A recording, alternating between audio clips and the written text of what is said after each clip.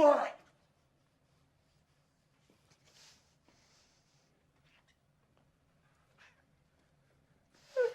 You think I'm crazy? Hey, I'm talking to you, Russell! Huh? Lewis, you think I'm a thief?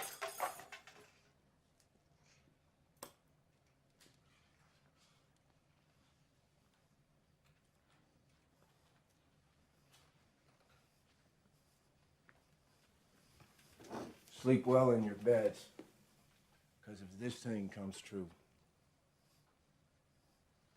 there ain't gonna be any more. Round one, fight!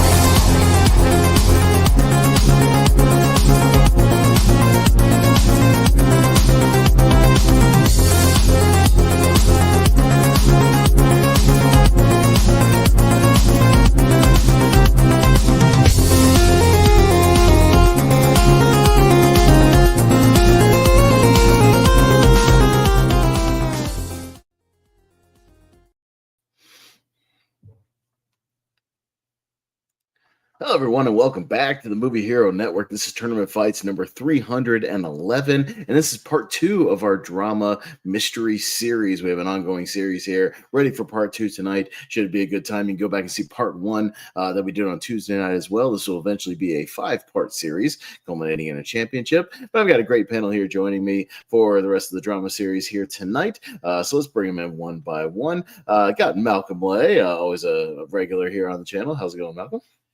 It's going good, and yeah, just ready to have some dramatic fun.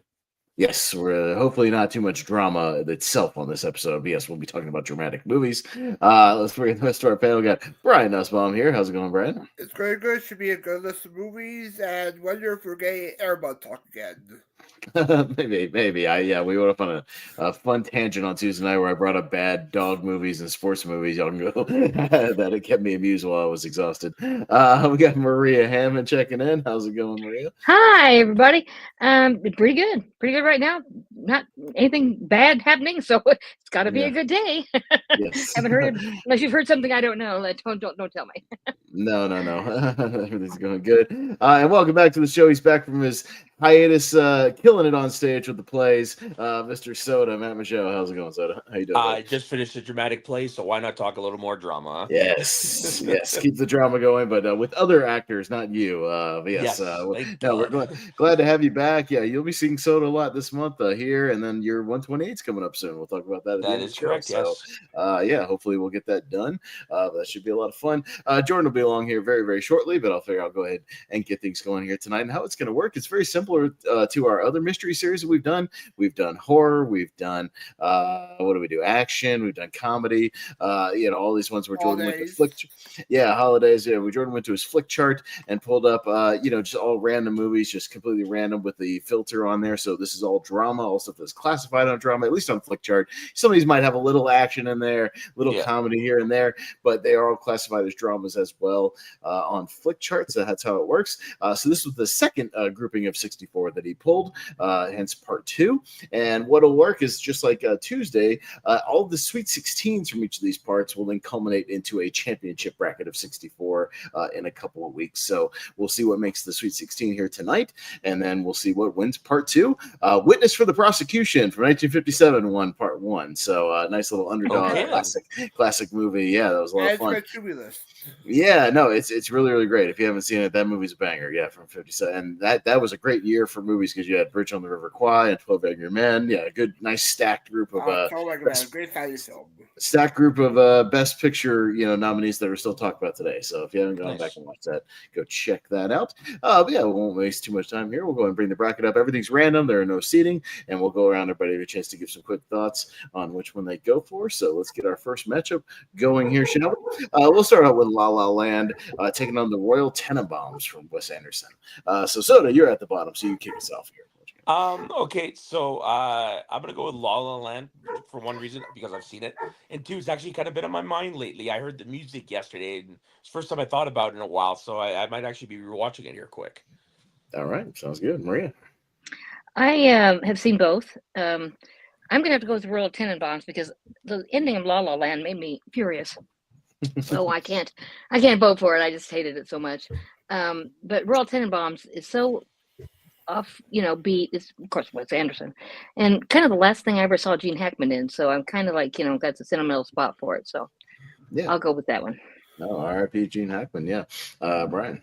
Yeah, we'll talk about the last two films before retirement because I know Bucks moved forward 2004. But anyways, first matchup, I'll go with La La Land. Loved a great musical and best picture. Oh wait, no, stop. La La Land. Yes, Moonlight. Yes, Malcolm. Yeah, I do like the Royal Tenenbaums. It's definitely on the lower path of my Wes Anderson rankings. But I think La La Land is great, and I kind of like the fact they left the ending open ended, that you just don't know which is the true reality in that. So La La Land is my vote here. Yeah. And yeah, anybody knows me. I'm kind of like Jordan. I'm not a big Wes Anderson guy. This is one of the more tolerable ones, but I still don't love just Wes Anderson movies in general. La La Land. Yeah, again, musicals can be hit or miss, but it's a good one. And I've gone back and actually listened to a few songs of this one on the way back. So I'll go La La Land also. So La La Land will win at least this round. Maybe not the Oscar, but it'll win this round. All right, going down to Top Gun Maverick taking on Kingdom of Heaven. Is there any reason to vote? I think so. I Maybe. have Okay. I have a reasoning in mind. We'll get there. Okay. Maria. I'm gonna vote for Top Gun Maverick. That's the absolute best movie I've seen in probably 10 years. The number one in my 1028, whatever. Just absolutely great. I've seen it probably 14 times now. I love it. And I think the character development was great. I thought everything they did was fantastic. So I would vote for Top Gun Maverick every time. Yeah, no, fair enough, Brian. Yeah, R.P. Val Kilmer as well. He was great to see Top Gun Maverick range with Maverick in that scene. I haven't seen Kingdom of Heaven, but I love Top Gun Maverick. It was one of my first one I saw back in theaters, and I would say it's a masterpiece. So Top Gun Maverick. Oh yeah, what's that? A masterpiece. Oh, okay, there you go. There it is. There it is. All right, Malcolm. I like Kingdom of Heaven. I'm not a big massive fan of it. I remember when Top Gun Maverick was announced, like I was kind of in the camp of why do we need a sequel to Top Gun? Like the first one was fine. Like I don't think it needed it, but the sequel proved that there's a reason for it to exist, and it's actually much better than the first one. So Top Gun Maverick is getting my vote here. Yeah. No. So, I mean, normally I would vote for Top Gun Maverick. I mean, we just see it a lot. And the only reason I would throw a bone to Kingdom of Heaven is a few weeks ago, I got to go to the theater and watch the 4K director's cut that they put in theaters for one night only. And I hadn't seen the movie. Like, I have it on Blu-ray, but I haven't actually watched it since I saw it in the theaters originally. The director's cut is awesome. It's way longer, obviously, than the theatrical. It's like 3 hours and 20 minutes or something. But it's great. It blew me away. I loved it. I can't believe I hadn't gone back and watched it since then. So it was really cool to see it on the big screen. So I was kind of high off it. So I was going to give it at least one vote, so it doesn't get completely shut out here. But Soda. Yeah, I can totally respect that. I saw Kingdom of Heaven, 15 years ago, and clearly it didn't make an impression if I haven't seen it since. Top Gun Maverick, on the other hand, is a movie like everyone's right who needs a sequel. Top Gun, this movie was better than it had any right to be. It's an amazing film, so I'm going to vote Top Gun Maverick. All right, yeah, we might get a third one. They're talking about it, so we'll see. All right, there's talks of it. Going down to the French Dispatch, a little more Wes Anderson here, and Hereditary with Toni Collette. So Brian. Yeah, I'm not a big Wes Anderson guy, but I haven't seen Hereditary. I'm not really a big horror person. But yeah, I'll say Hereditary will work for a horror mystery series, not drama. So I'll probably go with French Dispatch on this one. Okay. Malcolm? Yeah, I know when I saw Hereditary on the list, like I was like, I don't really see the drama. It does have dramatic moments, like and that, but it's just one of those ones that is like, I don't get it, but okay. I do like the more artier Wes Anderson movies, and I'm one of the few that really enjoyed The French Dispatch. I remember when this came out, like a lot of people were really mixed on this one. But I do like it. I'm going to go French Dispatch here. Yeah, and I'm with Jonathan Caro, where I think at its core, Hereditary is a family drama at its core that has, horrific moments and builds up to kind of a culty horror movie. I think it's similar in The Exorcist is kind of the same way. At the core of that movie is a family drama about, a mother and daughter that just happens to be set in a horror movie, essentially. And it's really, really good. And there's a lot of drama in that movie. So I'm going to go with Hereditary again. Rinse and repeat my thoughts on Wes Anderson from 5 minutes ago. So Wes Anderson's a blind spot for me. I've tried in a couple of his films, but he's one of those directors I guess you gotta watch with a group of people, otherwise I'll get bored. But Hereditary, yeah, you're right. It is a family drama at its core, and on top of that, it's a fucking frightening film. So I'm gonna give it to Hereditary. Yeah, no, fair. All right, we're gonna come down to you then. I really, I don't love The French Dispatch, but Hereditary was like freaking frightening. I don't need any more horror movies in my life because I don't really like them. But of all the ones that I've seen, I thought it was fairly decent. And man, yeah, I'm gonna have to vote for Hereditary. Okay, so it'll squeak it out this time. Yeah, no, I get the argument, but there is a lot of drama there. It's not just like a slasher movie or something, like there's some drama there. Got It's The a well Father. thought out film. Yeah, I got The Father with Anthony Hopkins and The Fighter. So The Fighter and The Father. Yeah, they fight the father. Father fights the father. Yeah. Malcolm. I mean, brings a new meaning to fighting with my family. Yes. But I do like I do like The Fighter. I do think it's a really good movie. But The Father, when it came out, it's just one of the movies that really broke me. Like, I didn't expect to love it as much as I did. And look, and say what you want about Anthony Hopkins, and that is like in the Oscars side to rearrange the categories. Anthony Hopkins did deserve to win Best Actor that year, hands down. It's just the Oscars' fault for rearranging things, making you think it was going to go in a different direction. Right. So The Father is getting my vote here. No, I understand that, and no, his performance is great. Yeah, the way they make it to where like he's got this Alzheimer's dementia thing, and different people are playing the same person because it's his perspective, and it's very good. I might vote for The Fighter here just because I have seen it numerous amount of times, and I love Christian Bale's performance in that movie. So I'll go with The Fighter. But speaking of fighters and not fathers, but fighter. What's up, Phil? There he is. Arrow. I can't hear anything, so if anyone's talking to me, give me a second because I don't know what's going on. I got to reset. All right. Well, never mind. Let's go back to Jordan. You're ugly. Your belly button sticks out, and you're burned to your mother. Yeah. But go ahead, Soda. We'll get back to Jordan here in just a second. So so I never got around to seeing The Father, unfortunately. But so I'm going to give my vote to The Fighter, which I have seen, and Christian Bale, excellent performance, worthy an Oscar, and I think one of Mark Wahlberg's best performances as well. No, fair enough. Maria? Yeah, I'd have to go with The Fighter. I have enough Alzheimer's in my life with real people, so yeah, The Father's not going to win with me. But The Fighter's a pretty good movie. I liked it. I had the same thing, Maria. I had my last two grandparents that passed away both got Alzheimer's and dementia, and it was pretty rough. It's rough stuff. Yeah, Brian. Yeah, the Father. I haven't seen yet, but I have seen The Fighter, where I do love the performances with Christian Bale and Mark Wahlberg's chemistry is great. So The Fighter. All right. Jordan, are you with us now? Are you good? Yes, my earbuds are good. I don't know what was going on. All right. Yep. Well, you vote on this one real quick before we move on. Yeah. What you got? Yeah. I've never seen The Father, but my grandfather just got dementia about a year and a half ago. But The Fighter is really awesome. So, and it's great performances. Like, it's hard to say. Probably Christian Bale is probably the best, but I mean, Mark Wahlberg's given a pretty good one too. So I'll give it to The Fighter. I hope you haven't covered. Watched one movie for this, and it was like an absolute masterpiece of a movie that I watched. So I hope you haven't covered it. I can show you what we covered so far. That word show.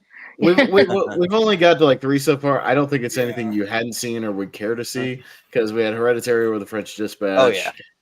Easy. Top Gun over Kingdom of Heaven, and La La Yeah. Land over Royal Tenenbaums. So I don't think we covered Okay. anything you hadn't seen Yeah. yet. No, I not think the you've one either I've seen seen. those or you wouldn't care to watch the French Dispatch if you hadn't seen that. So No, yeah. I went and saw the new Wes Anderson movie. I can't remember the name of The it, but Phoenician something. Phoenician Yeah, Scheme, the Phoenician Phoenician Scheme. Scheme. It's Yeah. very mediocre. It's not anything Yeah. special. So not a Jordan film. That's why No. I'm not gonna even bother. I Mhm. don't care. Yeah. So, all right, going to Train Spotting and Room. Not The Room with Tell Me Why So, but just Room. But yeah, it's Damn. on me. I wish it was Room because that one is Yeah. like kind of a drama. It's just unintentional Yeah. comedy, but it plays Yeah. like a drama. Oh, hi, Mark. Best Oh, hi, Yeah. Mark. $50 Hi, I've Mark. ever spent on a DVD in my life. Yeah, if Yeah. it was on this, I'd be wearing my Oh Hi Mark shirt that I have for The the room has that I- photos, though. that I bought from Greg Sestero himself on a I the did live not- screening. Nice. I did not hit her. I did not. Oh, hi, No, Mark. yes. But no, we're not talking about that. As far as this one goes, yeah, Room is all right. I've seen it once. I haven't really ever had the itch to go back and watch it. But I just watched Trainspotting for the first time maybe a couple of months ago for I think it was it in one of our ladder series, I think, when it came up on 97, I think, something like that. And and it was it's a wild movie, and really great Ewan McGregor performance. So I'll go Trainspotting here. Jordan. You are tearing me apart, Lisa. No. Oh wait, no, Wrong not movie. that one. Okay, yeah. But yeah, I've seen both of them. I saw Trainspotting very recently, and that movie is really good about crazy drug addictions and these guys in Ireland and there's some really kind of gross stuff. That whole toilet thing at the beginning is like he crawls into a toilet and there's like a whole metaphor thing where like you can't really fit in it, but in the movie he just does. It's good, but the thing is I've only seen it the one time and it is good, but I just haven't had like probably enough time for it to really sit with me compared to Room I saw quite a while ago, probably like right after it came out, honestly, and then and I've seen it multiple times, and it's really good. And it's a really harrowing story, and it kind of introduces the world to Jacob Tremblay as a child actor, and he's great, and is one of the better Brie Larson movies because I don't love her in everything, but I love her in this. She's really good, so I'll go. Jacob Tremblay, by the way, plays like teenage Tom Hiddleston in Life of Chuck. If you go see that movie, so yeah, right. yeah. He's like teenagers already. Oh my god. Yeah, I know. He's growing up. He's really tall in that movie. he's going to be a tall boy. Yeah. But Soda. I'm gonna give it to Room. Trainspotting, I kind of made me laugh more, so I've always viewed it more as a comedy. Whereas Room, like she won an Oscar for this performance, it is like what you would think of when you think of a drama. Really great movie. Really good movie, I should say. Really good movie, really great performance. So I'm gonna give it to Room. Mm-hmm. All right. Yeah, Maria. I'm gonna go with Trainspotting because vehicles like Room, things like that make me super sad about a kid I can't deal with because I'm old and I'm pathetic. So I don't like those movies. I know she did a great job. You know what I mean? Well, it kills me. I can't. Well, I can't then deal I'll with tell it. you, don't watch Bring Her Back, the new horror movie. You will be traumatized. I'm not going to watch that. Yeah, no. A The lot first one of that really got me was child trauma in that movie, so don't watch when that. I was younger was Sophie's Choice, and I still think about that all the time. I wish I had never seen it. And so I'm going to go with Trainspotting because it was more lighthearted, even though it was awful. It's so what a lighthearted heroin movie. Well, you know what I mean. there were some funny spots. Yeah, no, there is some. I don't support it, but silly stuff. I understand. can't do those kid ones. There is some unintentional, some funny stuff in that movie. Brian. Yeah, funny enough, I want to see the sequel Trainspotting, not the first one. Funny enough, but I will give it to Room because it was filmed in Toronto, Ontario. I'll go with Room. Room, all right. Cool. Malcolm.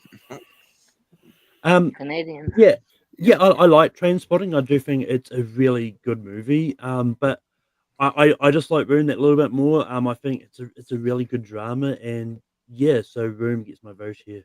All right. Well, in celebration of Room going through, we'll say You are lying. I never hit you. You are tearing me apart, Lisa. Oh shit! I played the wrong clip. Yeah.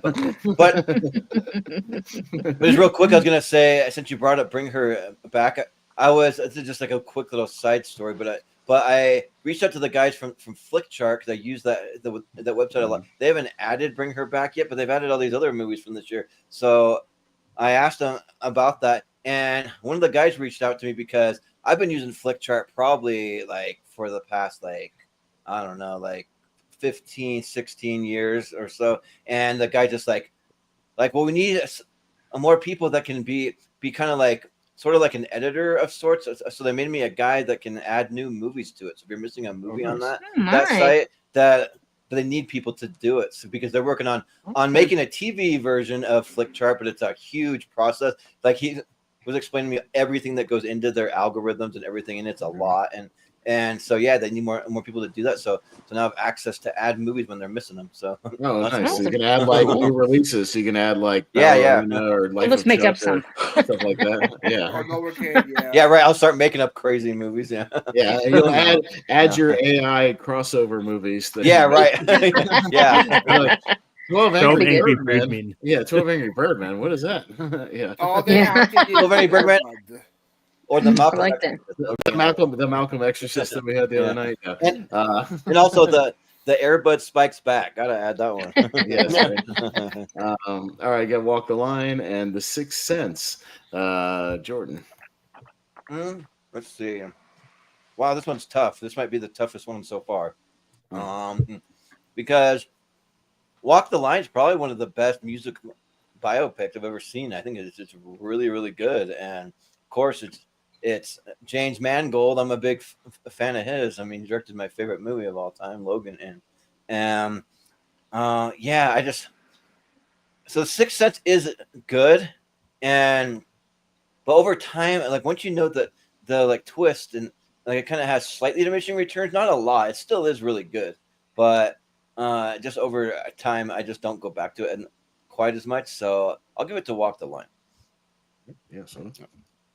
Yeah, I echo Jordan on that. The Sixth Sense is like once you know the twist, for me it was diminishing returns. So I haven't watched it in a really long time. Yeah. Walk the Line again. Agree with Jordan. One of the better musical biopics they've done. It was the movie that like put Joaquin Phoenix on the map for me, anyways. So yeah, I'm gonna give it to that one. Plus, it's Johnny fucking Cash.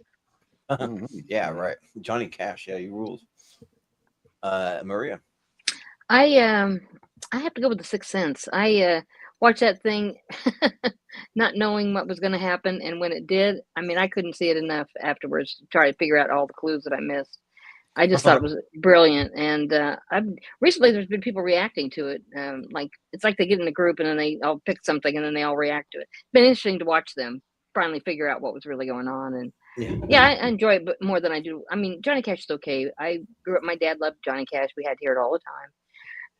So I'm a little over that, but Sixth Sense is for me. Yeah, sounds good. Brian, what do you say? Yeah, Walk the Line could do a good little feature that it could be unknown because about feature Johnny Cash and could be unknown in both directed by James Mangold. But yeah, more of a Walk Hard guy than Walk the Line. But I would go with Walk the Line because it fits the drama aspect. Yeah. Malcolm, what do you say? I mean, Sixth Sense is most definitely still a drama as well. Like, well, yeah, like, it is like it's one of those ones that, well, yeah, like it is a thriller movie. The drama aspect is still prevalent in it. And I do like, and I do slightly disagree. Like, it's one of those ones like, even though knowing the twist, like I still think it's a really good movie. And it still gets me like every time. But Walk the Line I do think is good. Like, and it's one of those ones like I did watch A Complete Unknown. The person who played Johnny Cash in that, I don't think it was nearly as good as Joaquin Phoenix was. Yeah. But, so I'm gonna go, but I do like Walk the Line. I'm gonna go Walk the Line here. Yeah, they're both good. They're both good. I might have just gone Sixth Sense just because again I'm more of a horror guy, but yeah, Sixth Sense is definitely like a psychological thriller, but yeah, with a ton of drama in it. Again at its core. But I'm kind of like Brian. I'm more of a Walk Hard guy than a Walk in the Line guy. It's just because that movie just ruined biopics for me. But yeah, we'll go Walk the Line here. So there you go. Moving on to Whiplash and was gonna say I'm pretty sure that Walk Hard is directly like parodying Walk the Line. Like, Walk the It's Line mostly Ray. the two directly ones that it does is Walk the Line and Ray, mostly. Yeah. Mostly. yeah, right. Because it too. came out right after those two, yeah. But Soda, Yeah. Rival and Whiplash. So I never got around to seeing Arrival. I did see Whiplash once.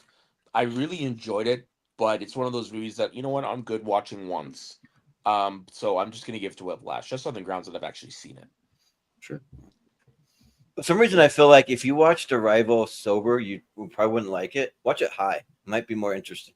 All right, Like I just kind of feel like that for me. because about weird aliens writing weird things on the glass and stuff. Yeah. Yeah. Okay. Maria? But Maria. Well, Arrival is weird. I mean, I watched it. I love Jeremy Renner. I love her.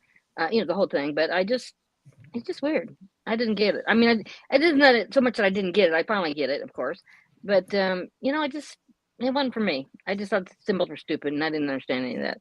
But Whiplash is phenomenal, and that poor J.K. Simmons. I mean, he must have worked out every minute of every day between movies to get to that point. Plus, he's horrible in that movie, but a great horrible. Yeah. I mean, because we know Yeah. he's really kind of affable. He's not really like that, as far as I can tell, anyway. All the movies so far, but man, he did a great job, and I think Miles Teller was exceptional as well. So I'll go with Whiplash. Yeah. Although I never want my kid to play the drums in that school. Yeah, or no, not for that guy. Yeah. But Brian, what do you think? Yeah, second Miles Teller film and second J.K. Simmons movie so far. I'm not a big fan of Arrival. I find it overrated, but I saw Whiplash last year or 2 years ago for the first time. And I loved it. I loved the performances. J.K. Simmons is great, deserved the Oscar that year, and great direction by David Chazelle, our second one on the list. So I'll go Whiplash. Yeah. I'm right about that. You're right, Damien Chazelle. Well, One, we already know Austin is going to go vote for Rival. They absolutely love the movie from what I hear. Oh yeah, great.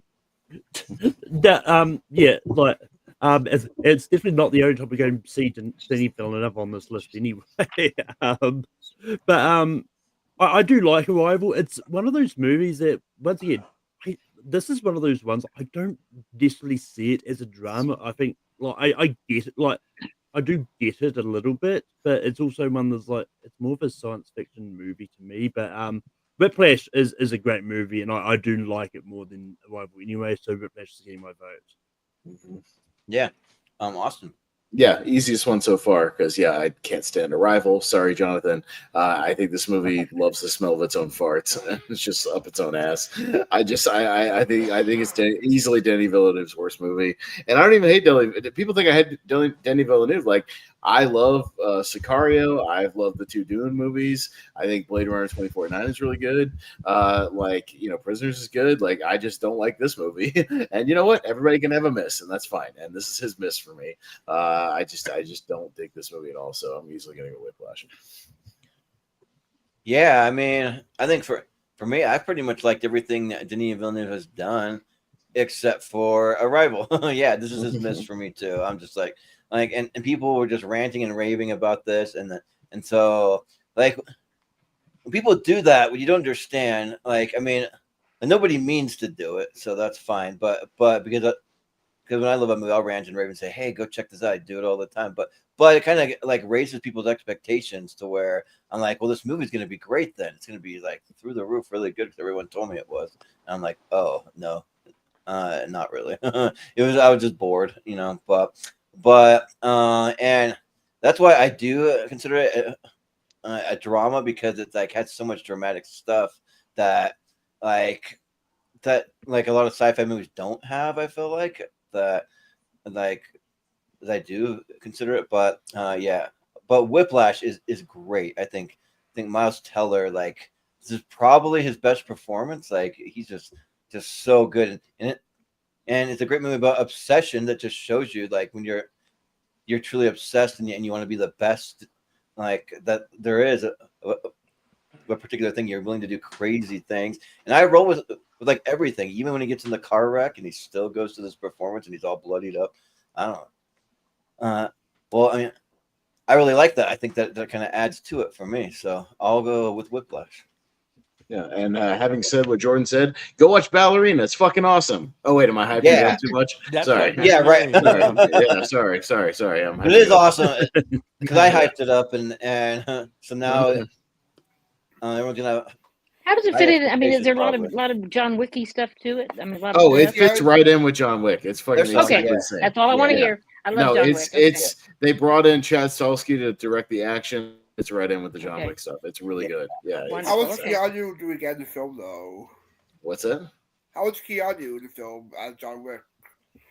He's was John Keanu? Wick. He's great. Yeah. He's John Wick. What do you mean? Like, he's Yeah, playing and the John whole- Wick. I was just in the film for like How much? A decent Huh? amount actually. Like he mostly Oh, shows really? up in third Okay. act, but yeah, Okay. he has some brief scenes in the beginning too. So yeah, Yeah. he's in Cool. there. Yeah. Memento and Up in the Air, Maria. Up in the air, I gravitate to because more like a romance than anything to me. But Memento, wow, that's a really great movie. I mean, the idea that you have to write things down because the next day, I think it's a great movie. I've seen it a number of times because my sons like it, and so it's on. I'm sitting there with him. I end up watching it, but then I'm engrossed, but for my own self after a bit. So I'm gonna vote for Memento. Yeah. Sounds good. Brian, what do you say? Yeah, I haven't seen Memento, but it's been a long time since I've seen Up in the Air. Due for a rewatch, so go Up in the Air. Mm-hmm. Yeah. In the air. Malcolm, what do you say? I actually watched Memento for the first time for this because I hadn't seen it before and saw that it was on Amazon Prime. And I did think it was good. I got really confused by it. Yeah, you really have to pay attention. We can see that. I mean, I was paying attention. I was still confused. I Yeah, still right. think it was a good movie. Look, it is one of those ones where I do get it being in drama, but it's one of those ones like I personally wouldn't put it there in drama, but I love Up in the Air. I think it's great, and so I'm voting Up in the Air. Well, it's a drama thriller kind of movie. Yeah. No, as I said, I get it, Yeah. but I wouldn't personally put it in drama. Yeah, right. Yeah, right. But Austin. No, I'm not a fan of Memento, and I know that's like a hot take for a lot of people, but it doesn't quite click for me, and I've given it a couple of chances. But yeah, Up in the Air is in my 128, so it's pretty easy. Yeah, Excuse me. so I really do like Memento. I only saw it maybe about a year ago for the first time, but I owned the movie for like 10 years, and I never cracked it open until last year. And then I finally did, and yeah, I think that it's really good because I'm a big Carrie-Anne Moss fan, and I met her, and she's pretty nice. She seemed like kind of distracted when I talked to her, so it's hard to really know exactly what she was like. It's a pretty like 2-minute interaction or something like that. But and then she's in there with Joey Pants, so there's a tooth in the Matrix right there. And then Guy Pearce, I think he's pretty good in it. And Up in the Air is good, but like I don't know, like that movie's they're kind of weird. Like I don't know if I love it quite yet, but I do really like it, and I think it'll keep getting better with more watches. But I think for right now, I'll give it to Memento. So, but Soda. Yeah, so unfortunately, I haven't seen either of these. I'm gonna give it to Memento though, just because I've actually had discussions about that film with people, especially with some of my coworkers. And from everything I've gathered of the film, it sounds like a very interesting film that I really have to get in gear and watch. So I'm gonna give it to Memento. Okay, Yeah. so that's a tie then. First one, and we start at the bottom, work our way up. So Soda, you can stick or flip, either one. I'm gonna stick. Stick to Memento. Okay. All right. Memento. And we'll go down to Spotlight and 127 hours. Brian. Yeah, I see both of these. Red Train 7 Hours is a great survival film. Spotlight is a great movie about newspaper business in Boston. I do enjoy Train 7 Hours, but I love Spotlight. My favorite film was Train 15. One of the best picture winner that year. Spotlight. Spotlight. All right. Yeah. Malcolm. Malcolm. Yeah, I like both of these movies. I think Spotlight is is a great watch. But I like 127 hours that a little bit more. Like these survival type like movies, I think are really fascinating, and I think say what you want about James Franco now, I still think he did a really good acting job in the movie, and I think he was great. So 127 hours is what I'm voting for. Mhm. Yeah, Austin. What do you Yeah, I like a good survival movie. 127 is all right, but that arm cutting scene, I just can't go back and watch ever again. Oh, It just, yeah. It's hard. it's Oh my the God. worst. But I'll go Spotlight here. I think it's a great journalism movie and a really good drama. So yeah, I'll go Spotlight. Yeah.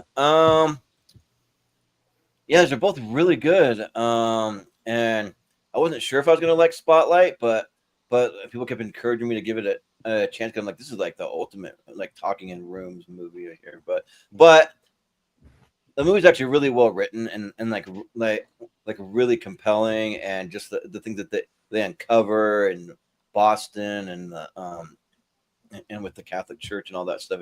It's just really crazy, and yeah, I actually do really like it, and yeah, I think especially the three standouts: Michael Keaton, Mark Ruffalo, and Richard McAdam. I mean, they're the top three billed, but they're all really good, and yeah, and I think that it definitely deserved to at least be nominated for Best Picture. I'd have to look at the nominees to see if it deserved the win, but I'm not mad about it. So yeah, I'll vote Spotlight. Soda. Yeah, I'm with you guys. I'm good on the 127 hours arm cutting scene. I saw it once. But yeah, I'm gonna give it the Spotlight because it is a really good film. Like I watched it, and I watched it with my grandmother. May she rest in peace. But yeah, what's funny is I got a little bit of a connection to that film. So when this real event was happening, the Catholic priest in my town was outed as one of those priests. Ooh. Oh, In geez. Paris, British Columbia, Canada, all the way in the middle of nowhere. Wow. Yeah. Crazy. Well, Yeah. Maria, what would you say? I think I'm sort of like him. I seen 127 hours. That's like the Passion of the Christ and some other ones. One time's enough. Watching somebody cut their arm off is really hard, and I can't deal with it. And then Spotlight though is so when you find out Michael Keaton's role, it's like really, all this time he's been one thing and another. I think it's really dramatically. It has that sort of impact that you want for something like that, where you don't expect something worse to happen, but kind of does. And I thought it's really good, so I'm going to go Spotlight. Yeah, Sounds good. So, all right, Spotlight. And we're going to Memories of Murder and Infernal Affairs. So we got a foreign matchup here. Oh, shoot.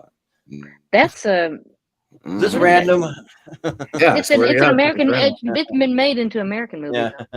Yeah. Bong Joon-ho on the top, and then the Infernal Affairs is another kind of I can't remember if it's South Korea or if it's Hong Kong. Oh, damn. I'll think of it. I think it's Hong Kong one. Yeah. Yeah. I'm not sure who the director is. Sorry. Yeah. But anyway, Infernal Affairs is what The Departed is based on. It's the original one. Right, The Departed. That's it. I knew I'd seen it. The Departed is a remake of Infernal Affairs. Yes, an American remake. Okay. Very good. Very good. Mm-hmm. Funny enough, that was going to be what I was going to get to eventually, but it was only I was starting it off anyway. But yeah, I think it's just funny because we had The Departed in part one, and now we've got Infernal Affairs. I haven't seen either of these. I'm probably more intrigued by Memories of Murder, honestly, so I'm going to go Memories of Murder. Yeah, Austin. Yeah, it sucks because Memories of Murder, I literally have the Criterion sitting over here waiting for me to watch it, and I blind bought it on a 50% off sale, and I swear I'm going to do it eventually because I've seen Infernal Affairs, and yeah, it's very, very good. I like it about as much as I like Departed, which is it's very good.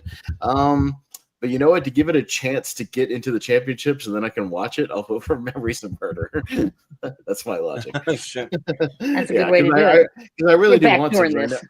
Yeah, because I know it's like kind of a serial killer, true crime kind of movie, and I really want to see it. So yeah, I want to get there.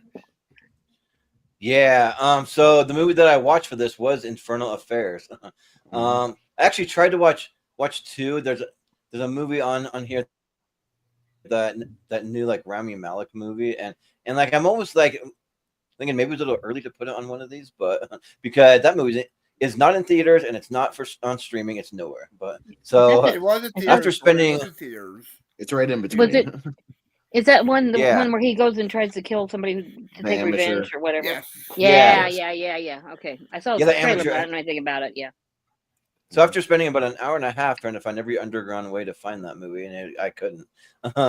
Just some like a version where someone filmed it in the theater, and I refuse to watch those versions of it. It's just not worth it. But so then I watched Infernal Affairs, and that movie's great. That movie is so good because it's about this cop and or like detective that like goes undercover with the triad, and like they're like smuggling cocaine into Hong Kong, and like the last few movies that I've seen out of Hong Kong, and I mean even like just like Asian cinema in general, like have been really, really great. There's one that I watched called it came out last year, called The Twilight of the Warriors Walled In. So if you haven't seen that one, it's like they take Hong Kong, they put up this big wall, and it's set in like the future of sorts, kind of like an alternate one, and nobody can really get really in or out, but a guy finds a way to sneak in, and then this family takes him in to protect him, and then they have to go toe to toe and fight, and there's a lot of kung fu and like martial arts and that kind of stuff. But yeah, so yeah, The Twilight of the Warriors Walled In is really good, but Infernal Affairs, yeah, that movie was really solid, but so is Memories of a Murder. That movie's really great too. These are almost two that I consider almost masterpieces. They're just so good. And I'm not a big fan of The Departed. I just don't really love The Departed, except for like a couple Leo scenes, and then maybe like a Jack Nicholson scene. But like beyond that, though, I just don't like. I'm shocked that Mark Wahlberg was the one that got nominated for an Oscar, and not the rest of the cast. Matt Damon would have. Yeah, but I like Infernal Affairs way better. Like this movie's so good. So just because I'm riding the high of it, and it's the only one that I watched for this, I'll vote Infernal Affairs because it's really good. If you haven't seen it, go check it out because it is a wild ride and just get you hooked right from the beginning. So yeah, it's really good. Mm-hmm. So, but Soda, what do you say? I haven't seen either of these, so I'm gonna give it to Infernal Affairs because I've heard of it because of The Departed. So yeah, sounds good. Maria, what do you think? Yeah, I'm gonna have to go. I've seen Infernal Affairs. I loved it. I thought it was, the thing about these movies that are coming out of Asia and or Korea or wherever they are coming from, for sure. I'm not 100%. They're very action. The action is my kind of action. I mean, they don't open it and have big pauses and plots and stuff. They go, and when they go, and I love that. I love that. I thought it was a great movie, and I'd rather watch that than The Departed. I like The Departed well enough. I think. You just smarmy Jack Nicholson and all that, you get what you get. But man, I just like the action coming out of there. I mean, like Train to Busan. I mean, talk about blow me away. That's the first time I ever really sat down and was like, holy crap, from start to finish. That thing is, nothing but action. So yeah, I'm going to vote for Infernal Affairs. Sorry, I went on a little long. Yeah, but anyone making a movie and it has fight scenes in it, you look to Asia because they're doing it right. They're killing it. Like anything with a fight scene, just like look at what they're doing and just get people from there, or just like get inspiration, all that. So, but Brian, what do you say? Yeah, about the action, Jordan. It is kind of streaming on June 10th, though. If so it's 4 days. We're 4 really? days too early. So yeah. But I have seen either one, but I'll go say Logic and Soda Infernal Affairs. Yeah. All right, so Infernal Affairs. So I won't get my dream. I'll have to wait for Memories of Murder to pop back up on something else. Sorry. Fair enough. It's all good. Sorry, dream crushers, we are. No, it's fine because I think it'll come up again. We might end up doing, I'm sure we talked about Jordan doing a one of all, like maybe we submit foreign films that we love or something like that, like a Tournament Fights Battles. Oh yeah. We could definitely do that. I'd be down for that. Yeah. Well, and it doesn't necessarily have to be non-English speaking films. You could submit like British films or French, whatever. You know what I mean? Like as long as it's not made. It's the only bidding for the win. Yeah, right. That's what I'm saying. As long as it's not made in the United States. Sioni's wedding. Yeah. I think we might do that at some point, Jordan. That could be all right. And we also just submit a list. So, that'd be cool. All right, so we got Once and Lady Bird. It's on me. Haven't seen either one. Or actually, no, I've seen Lady Bird. I'm sorry, I did see Lady Bird once, and I didn't love it. Oh, So I've heard good things about Once, so I'll vote for it and see what happens here. I have seen Lady Bird. That's right. I just, well, I've seen them both, and I think they're both really good. Yeah, I think I always get Lady Bird confused with Brooklyn though, because they're kind of like the same actress and all that. But I think I do like Brooklyn kind of a little better. But Lady Bird's good though, because Lady Bird, I think the one where Saoirse Ronan's more like sassy, kind of like, and she's just kind of like, I don't know, she's just very strong willed and has these opinions, and like kind of like it's like trying to help her family that's kind of falling apart and like having some issues with them, that kind of stuff. But and then Once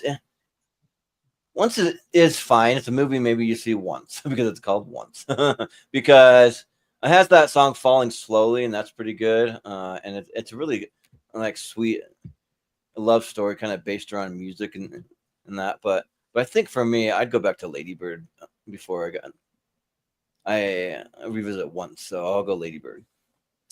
But Soda, what do you say? Yeah, I never saw Once. It doesn't really seem like a movie that would interest me. I have seen Lady Bird. It's been a minute since I've seen it. It's the movie that no wait, yeah, you're right. Brooklyn came out first, right? Mm-hmm. I Wait a think, minute. Brooklyn was trade 15, Labor trade 17. yeah. Okay. All right. Okay. Okay, so yeah, no, I was gonna say this was the one that introduced me to her, but yeah, anyways, yeah, no, this is a great movie. I do think Brooklyn is better, but I really liked her movie in here, and this is the movie that introduced me to Greta Gerwig as a director, and I fell in love with her like that as well. So I'm gonna give it to Lady Bird. Yeah. Maria, what do you say? I've seen Lady Bird when it was first out. It's okay. I don't dig on some of the people in the cast, and it's okay. I mean, wasn't bad. I haven't seen Once, so what's Once about? Anyway, I don't even know it. kind of a music movie, relationship okay. Music movie sort of a thing. Okay, well then I wouldn't like that. So The love story, yeah, just based around music. Yeah. I'm tired of music movies. Look at Karen. All of us submitting some foreign films for Eternal Fights Battles. He's got his attention now, so we might do Yeah, that. really.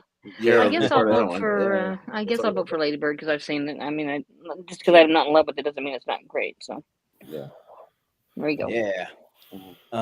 Brian, what do you say? Yeah, you sure that's not White Army? It's not Once in that poster, if you get the joke for that. Oh yeah. Yeah, but I'll go with Labor and just introduce us to Chalamet. Yeah, right. I do love performances in it. I'll go with Labor. Another gonna burn out fast guy in everything all at once. But Malcolm, what do you say? Yeah, I like Lady Bird. I think it's a good movie, but I really love Once. I think it's a fantastic movie. And for me, like John Carney's like he's kind of been like all over the place when it comes to his filmography, but I think Once is probably my favorite of his, so I'm gonna go Once. Yeah, but let's go listen to, if you haven't seen Once, that song Falling Slowly. I guarantee you've probably heard it. So Probably. Like pretty popular. Got The Wolf of Wall Street and Fight Club. Oh no. Fincher and Really Scorsese. matchups. Yeah. Jeez. All right, Jordan. Now this is the hardest matchup. Ugh. Yeah. I gotta go first. I was just kind of more blown away by Fight Club the first time that I've seen it. Even though I've seen The Wolf of Wall Street more, it just depends. Just ask me tomorrow, and I'll probably change my mind. But tonight I'll go Fight Club. Soda. Normally, I would pick a Scorsese film, but I'm going to go with Fight Club from this. Just because I think it is the more iconic of the two, and you definitely hear Lunch that movie every day. Oh yeah. Yeah. Maria. Well, Fight Club. I just don't have a real love of Edward Norton, but he did a good job. I mean, I'm not saying anything bad about it because he did good, and the twist is amazing. And Fight Club. I mean, the Wolf of Wall Street. Jesus Christ. Never heard somebody. Yeah. I thought I said the F word a lot. They beat me. And Margot Robbie is just beautiful. I mean, just a great introduction to her. But I don't know. I'll go with Fight Club because I think that was handled so deftly that I'd had no idea where we were headed, and when it got there, I was like, "Holy shit!" So yeah, Fight Club. Yeah, it's crazy. And It is. for me, I saw it probably like 5 years ago, something like that. And the twist hadn't been spoiled for me, so that's one of those long running ones where usually you get the twist spoiled. But Yeah, Sixth Sense was the same way. It was like, nobody told me anything about that, and it was like out for a while. so And I'm like, "Damn, good for you guys." it's always nice. I usually try not to spoil. I usually give a movie 10, 15 years before I really just outright just say it. But yeah. Brian, what do you say? Yeah, guys, did you forget the first real Fight Club? We don't talk about Fight Club. I was thinking the same thing when we were talking about it. I will actually show the most total winners first, but I will go with Wolf of Wall Street on this one because it's the fastest 3 hours spent and good performances, especially by Jordan Hill, who knew that a comedic actor will get nominated for the dramatic role there. And Leo should won the Oscar that year, Wolf of Wall Street. Yeah, it's great pacing. Yeah, it's good. But Malcolm, what do you say? I mean, I never hear lines quoted from Fight Club as you're not supposed to talk about it. But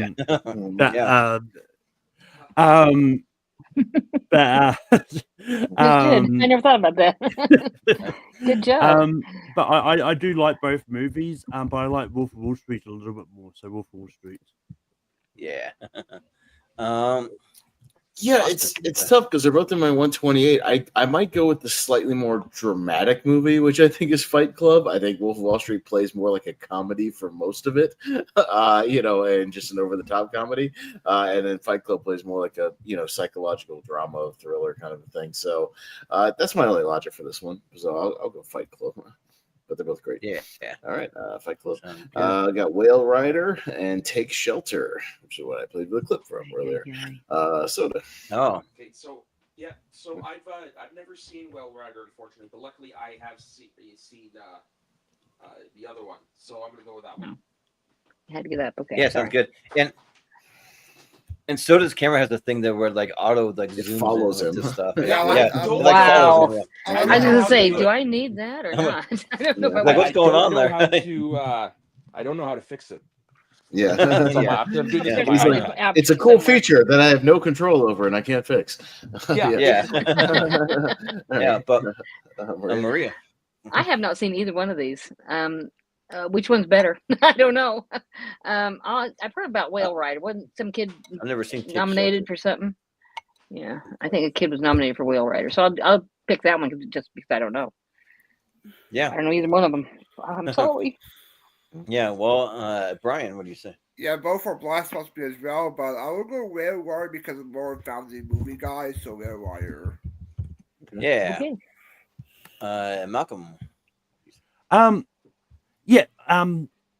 Take Shelter. I watched for the first time for something. I can't. It might have been the later series of that year.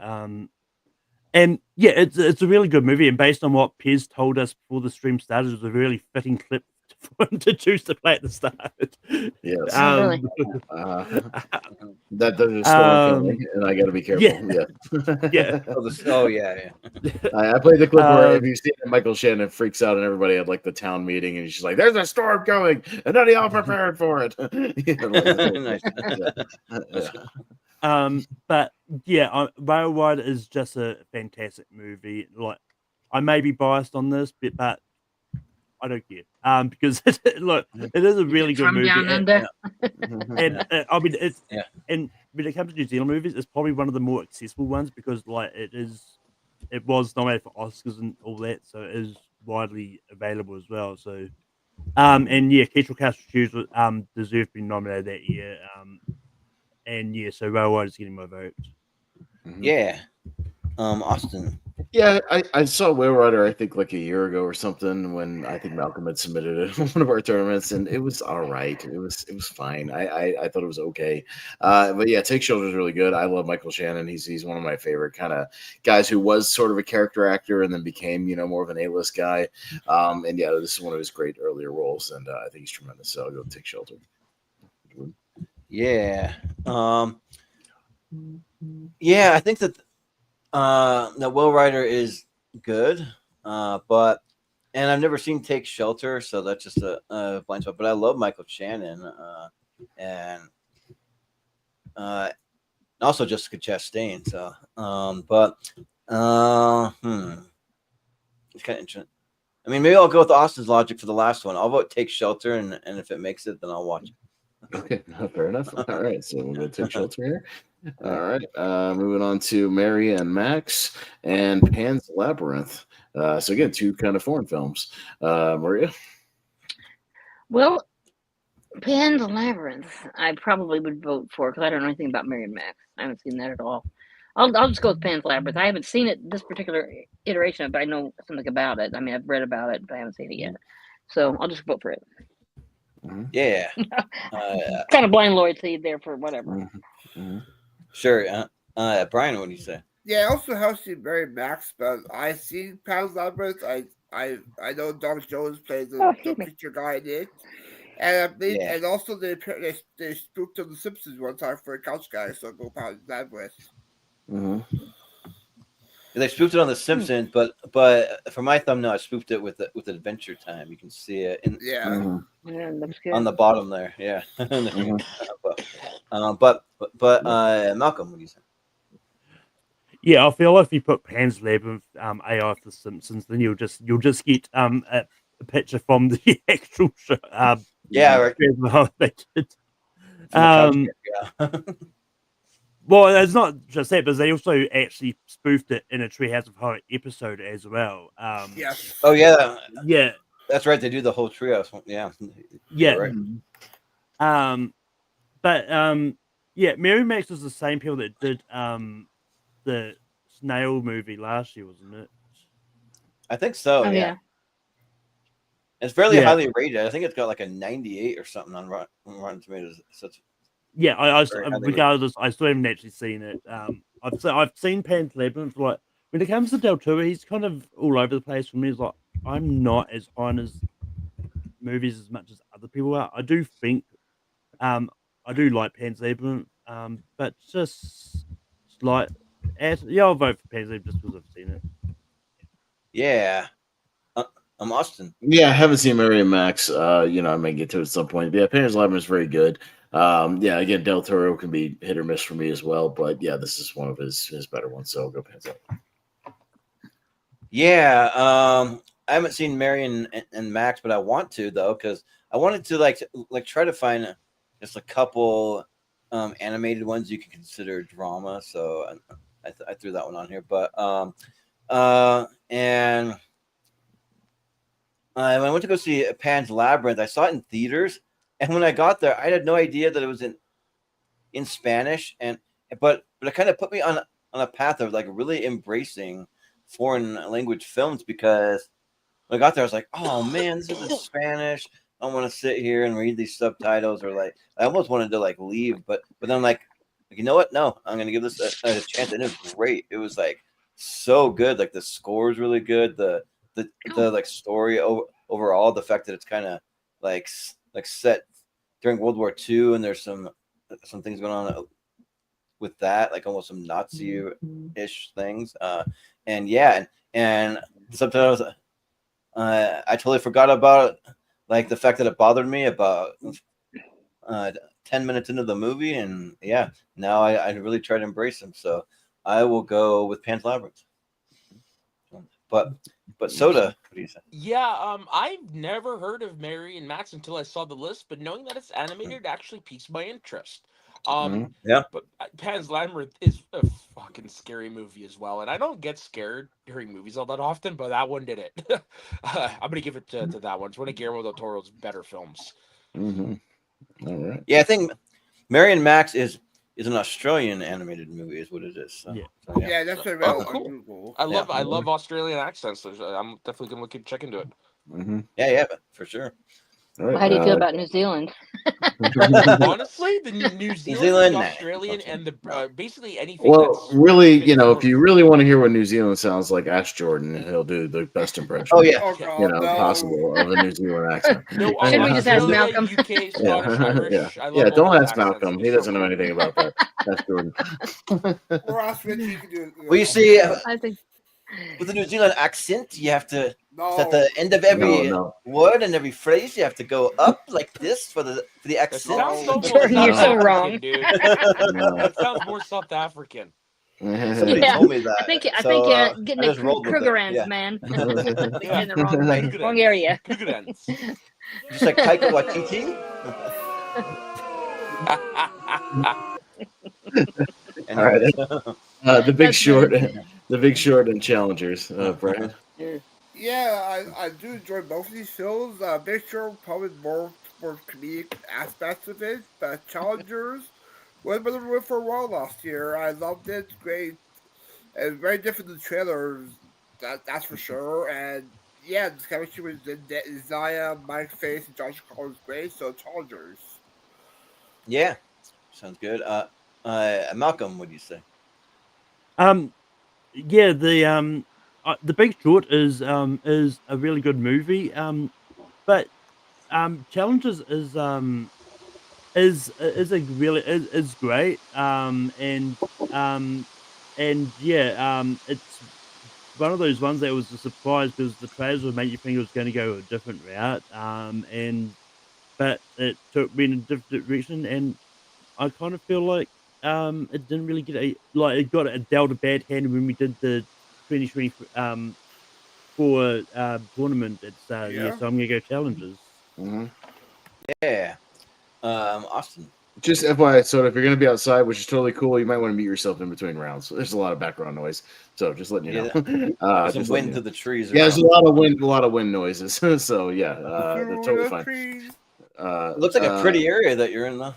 No, it's very pretty. Yeah, I'll go Challenger as well because yeah, I'm with Malcolm. I feel like we didn't give it enough props as we should have, and you know the 2024 thing for how much it was on my top 10 of that year, and I really love it. I like the Big Short as well a lot, but I'll go Challengers. Yeah, so Challengers was a movie that I saw multiple times in theaters last year because so when it started out, we were all kind of dogging on the trailer and like making fun of it, and then we went and saw it, and everyone said that it was really good. So I went and saw it, and I'm kind of like, well, it's good, but I'm not like feeling like the absolute hype. So then I went and saw it another time, and it got better on a second time, and it was really good. And one of the biggest crimes is that Challengers did not get an Oscar nomination for editing, like the editing, or score. Yeah, there's a few things, or even like cinematography, any of that stuff, which is so good. And it's like probably one of the best edited movies I've seen in like the last decade. It's really good. So, but then they nominated. I don't know who won best editing. Was it like Dune or something? I can't remember. Something like that. But or Dune 2. I mean, but and The Big Short's really good. But yeah, I think Challengers is just really unique the way it's done, and so yeah, I'll show some love to Challengers. All right.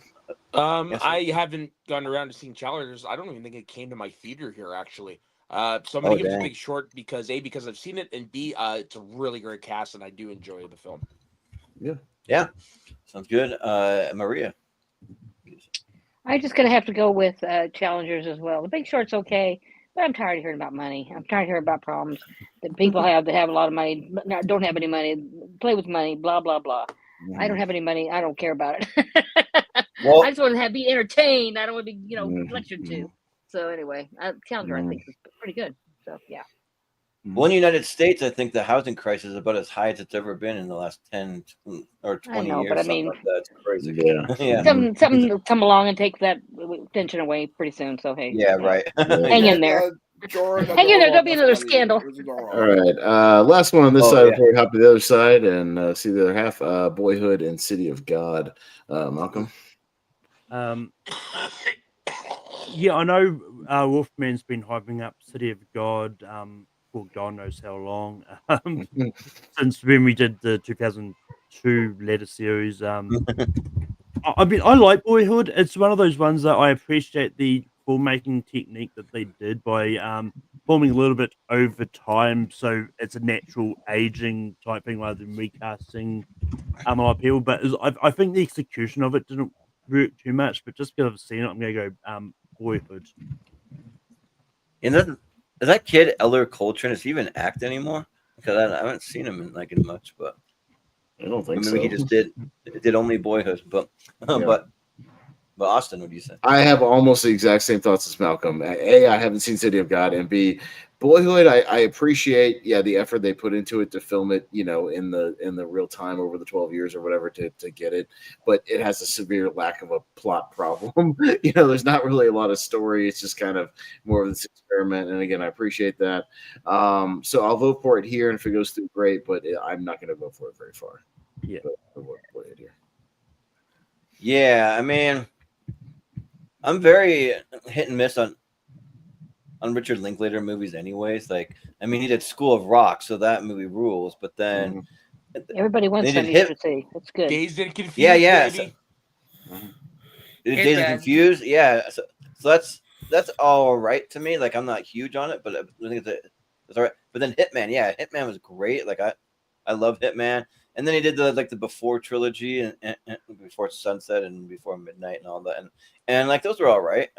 So just kind of like a mixed bag for me. And people say, did he do Bernie? I can't remember. I thought maybe he might have, but yes. But Okay, yeah, yeah. okay. yeah. Yes. So people say that's really good, especially Wolf says it's like Jack Black's like one of his best performances at least. But and I have not seen A City of God. I just I don't know. Like, I'm gonna have to find something specific to watch it for, and it wasn't this because I had other things I wanted to watch more than this. So maybe it'll come up again. But and yeah, Boyhood. If I wouldn't have known what they went through to film it over so many years to see the natural aging, then then I probably wouldn't have cared for it. I mean, that I would have been like, what a boring movie. But the fact that that, then that kind of makes it a little more interesting to see how everyone ages, because it's mostly about the boy, but like everyone in the movie ages over time in this movie. So, but yeah, I'll give it to Boyhood for now. So, Yeah, I'm in the same camp as Malcolm and Pez there. I haven't seen City of God. Boyhood, I respect it more than I like it. So Boyhood. yeah. Maria. I'm gonna say ditto on that. Same as Malcolm, Pez, Yeah. Matt, or Soda. Sorry. I just the idea there was a joke at one of the Golden Globes that Patricia Arquette had the best role in Hollywood. She had kept going for 10 years. That's how she Yeah. aged into it or whatever. So it's like nah, I don't. It's okay. The idea is more okay than the actual. And I don't know City of God at all, so I'll vote for Boyhood just because. Yeah. Kind of by default, but Brian, yeah. I'm also going with Boyhood. I echo all the sentiments the other panels mentioned, and plus, it'll lose to Challenger next round, so Boyhood. Yeah, it'll lose to Challenger. So yeah, I'm fine with that. And to quickly answer your question, Jordan, I don't know about if he's still acting. His most recent role was in 2021 for Ella Hansen, but the only movie you'll probably know that he was in was The Circle with Tom Hanks and Emma Watson. A lot of these other movies. What a day! What a day that must have been. Yeah, right. Yeah, no kidding. All right. To be in this movie. Let the Right One In and The Truman Show on the other side. And yeah, for me, this will be fairly easy because I do like Let the Right One In. I've only seen it the one time, so I'm due for a rewatch. But yeah, Truman Show was in my 128, man. That movie's awesome. So yeah, I'll go with Truman Show.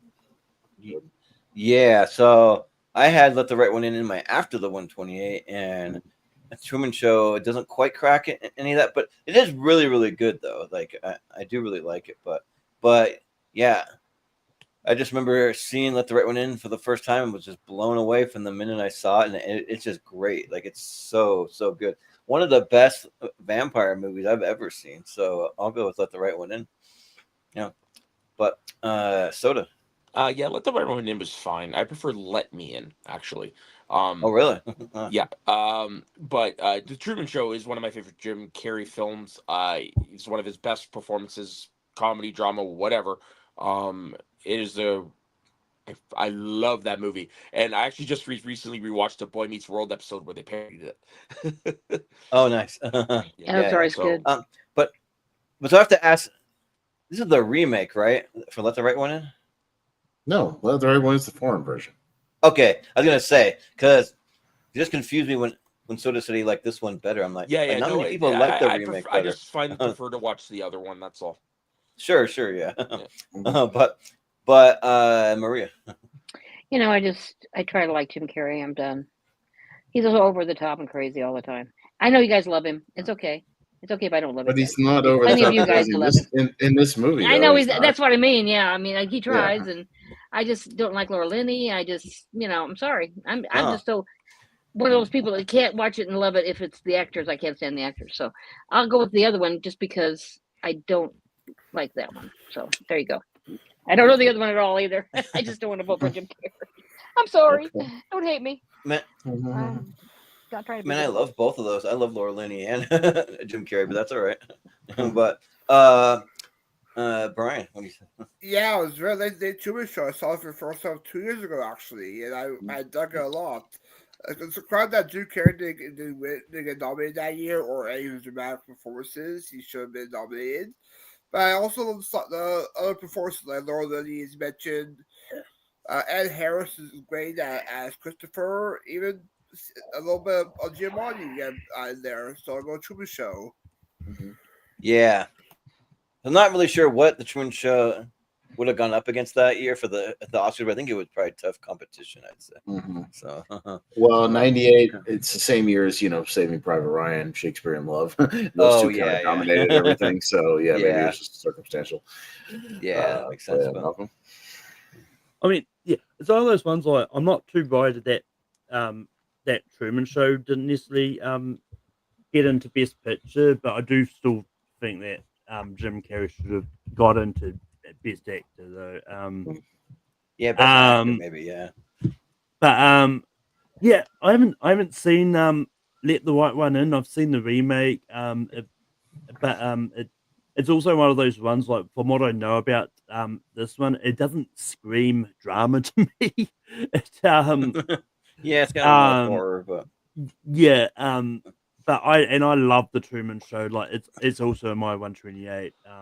It's just a fantastic movie. So Truman Show's getting my vote here. Well, your winner that year, Jordan, Life is Beautiful. Roberto Benigni, get that shit out of here. He's annoying as hell in that movie. God. No, get that out of here. And he jumped up on a chair and acted like that's what it was. Yeah, Jim Carrey's easily better than him in that movie. So yeah, I would have easily slid him in instead of. How did that guy Benigni. win? It's by comedians. That's all it is. Just like to run with him so long. Yeah, the boss Well, Jim Carrey, boss got Sam Sandler for Best Actor. Yeah. Well, just do not, under any circumstances, watch Roberto Benigni's Pinocchio unless you want to have severe trauma for the rest of your life. Do not. Really? I mean, it's horrifying. Awful. Yeah. Awful. It's awful. Yeah. So with my whole family, and we all came out scarred. Donnie Darko and the Holdovers, Jordan. Yeah.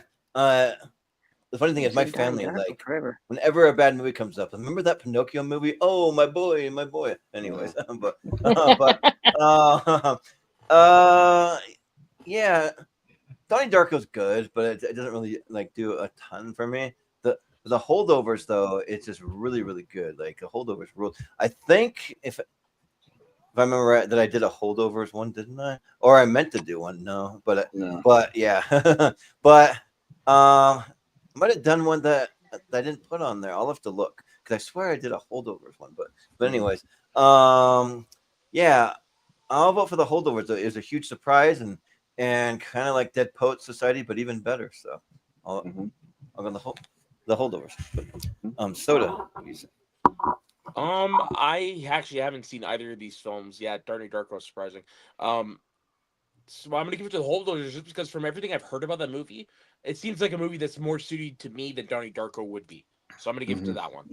Holdover is so good, Yeah. dude. And well, at this point, just wait for Christmas. It's a great Christmas movie. I agree. So watch that. Yeah, it's really Okay, good. sounds Yeah. good. I'm looking for a new Christmas film. Watch you'll the love Holdovers. it. It's excellent. You will love it. Yeah. Maria. I've seen Donnie Darko a long time ago. It's pretty good, but I think Holdovers is, it is fun and a good movie. And definitely Christmas time. So yeah, I'll vote for the Holdovers. Yeah. Excuse me. Brian. Yeah, I'm going to the Holdovers one. I loved it. One of my favorite films of that year. I loved the Roger Randolph was my favorite part of that film. I thought she pops up was great. Even the mission with Jim Marty and Sessa is great as well. Sessa's first debut film could have been Oscar winner that year. But I was okay with Jim Marty and Randolph dominate, but I'll go Holdovers. I freaking meant to add this one to the thumbnail, but I did a BoJack Horseman version of the Holdovers, and it turned out really cool. but so that the should have horses been are there. always good. I'll just show everybody like what it looked like. Yeah. So there you go. but Malcolm, what do you think? Yeah, I like Donnie Darko. I do think it's good, but The Holdovers is just one of those movies that like I remember hearing a lot about it, and I debated a whole like month or so till I could see it because of course like it got excuse released me. much later. It was a Christmas movie I watched in January. Sometimes those are fun though. You're not quite over it yet. So yeah. Well, yeah, but I think The Holdovers is great, and apparently we're getting a TV show based on it. I don't know how I feel Oh, about darn. it. Oh, we are. Oh, With wow. the same character though, or something. Oh, they I don't know. they try that. Probably I mean, probably a if whole new cast, I'd say. if it's a whole new cast, I don't care. If it's Giamatti coming back to more of his stuff at Yeah. that school, I'm fine with it. But Yeah. Yeah. I don't That's know. iffy. Like, it'd be kind of interesting. I don't know if they should have the same cast or not. Maybe. all right, easy on the crinkling, Maria. That's very loud. I'm sorry. I didn't even hear it. I'm sorry. Okay. Yeah, we did. Yeah. Okay. I'm not big on Donnie Darko. It's one that I do go back to every couple of years because, again, I've heard this quote of like, don't give up on a movie because you might change, but the movie won't change. So like I do, go back to these movies. I'm not big on every now and then, just to see if it changes. But yeah, as of right now, The Holdovers is way, way higher. I saw it 3 times in theaters. Yeah, that movie rules. So yeah, I'm going with The Holdovers. All right, we'll go down to The Hunt with Mads Mikkelsen back in I think 2011 or 2012, and Django Unchained. So So I haven't seen The Hunt because Mads Mikkelsen is more or less a blind spot for me. But even if that weren't the case, I still would have given it to Django because it's my favorite Tarantino film, or one of my favorite Tarantino films. Sorry, it's just a great film in general. The performances were amazing, and Leo DiCaprio in that movie is such a gem, such a delight. So yeah, Django Unchained for me. It's a very evil delight, but yeah. I'm gonna say a delight. Yeah. Sorry. No, well, I don't mean the character. I mean like his portrayal of the character. I know Sorry. what you mean. Yeah. Elaborate. Yeah, and we all 'cause his know about the character real is a glass shithead. that he broke and his really Shithead. blood coming. Yeah, off that his was head a and good hands. scene. Yeah, It was. but Maria, what do you say? I love Mads Mikkelsen, but I will have to go with Django because I mean it's just iconic and everybody knows it. Everything about it. I was so upset when Christoph Waltz got killed. I was like, damn. That's my favorite part of the movie. He's so good at it. But Spoiler? anyway, No, just kidding. No. how old No, is you're this good. movie? No. Seriously. So anyway, I'll vote for Django. Sorry about that. I won't do that again. I didn't think about it. no, you're fine. No, you're good. I'm just totally messing It's with you. been 13 years since that movie, and if you're a Tarantino fan at all, then you've seen that movie, and if you haven't, you're probably not interested. So, Yeah, right. but Brian. Yeah, I also with Django on this one. I just rewatched it a few days ago. I love the opening song for the film, like it's just the character. Love the supporting characters, and yeah, it's one of my favorite Tarantino. So Django. Yeah.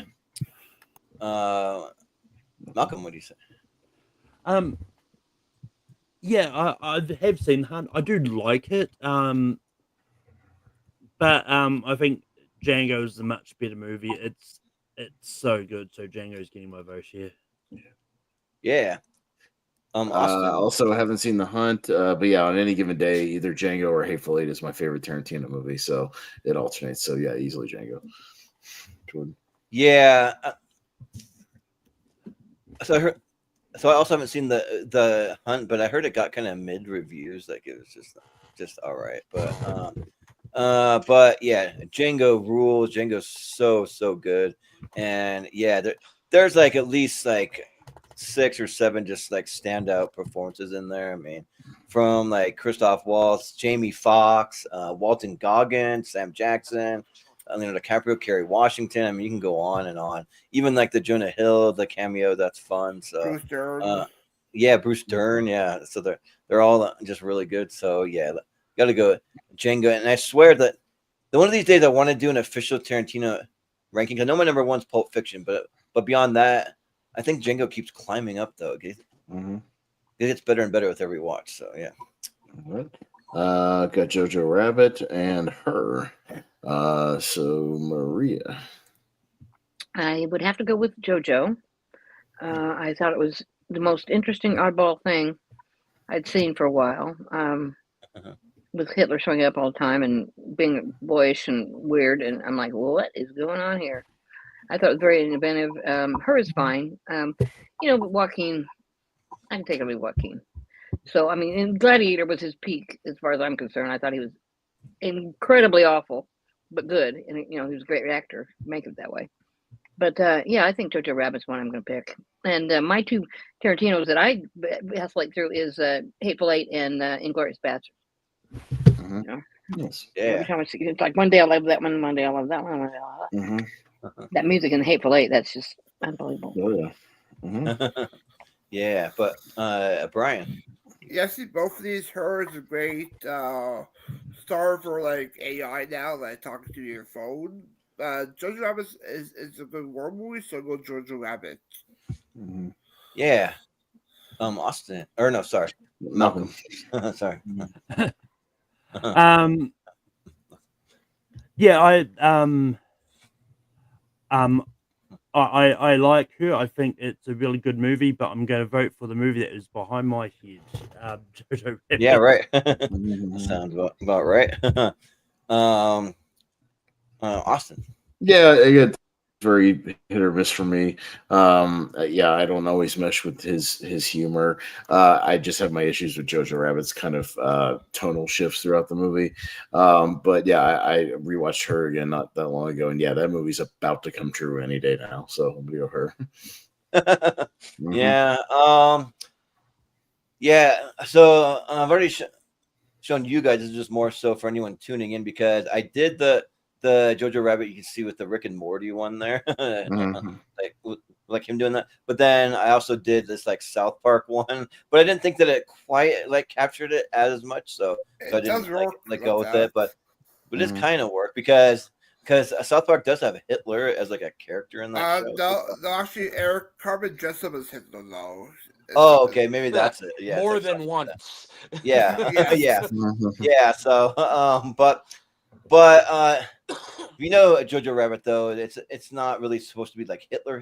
It's just like a figment of Jojo's imagination of a guy that kind of looks like Hitler, but then his just like whimsical, like kind of like imaginary friend sort of thing, but it looks like Hitler. So that's kind of the thing. And yeah, but Jojo Rabbit's great. Like when the emotion hits and when certain things happen, for me, it hit pretty hard. I'm just like it's lighthearted, it's funny, it's fun, and then all of a sudden you're like, oh my gosh, whoa, this is like pretty heavy, and but like in a way that like really works, and Her is really good too. I think Joaquin Phoenix's performance is just like amazing in that. So it's tough, but and 2 red posters here, but I'll go with Jojo Rabbit, I think, because that one is in my top 64. So I gotta go with that. And all my niece and nephew call me Jojo. It's like a nickname when they can't pronounce Jordan, they just say Jojo. So, but Soda. Yeah, I haven't seen her, but Jojo Rabbit, I adore that film. For me, my favorite scene is the scene where sees his mom hanged. Yeah. Just you get all the emotion in that scene with not really any talking or anything like that, and the way they set up the red shoes throughout the film, and you get it right away. Such a great scene. Yeah, Jojo Rabbit, I adore that film. Yeah. Yeah. Just All right. right, we got The Wrestler and Eternal Sunshine. So we know what Maria's voting for. But Brian's voting first. Interesting films, awesome. Yeah. Brian. Yeah, both great movies. Wrestler, even though we lost our truth though from wrestling recently, he's great in the film though. Well, he didn't die. He just got released. That's what I'm talking about. But he lost. I know. Yeah, right. You're like, we lost our truth recently, and I'm like, he didn't die, Brian. He just got Yeah. released. Yeah, We it lost made it our seem like he truth, got but regained our Ron the Truth killing. So much. Yeah, right. I'll give it to Eternal Sunshine because I seen it for the first time last year. I loved it. Should be made out to 28.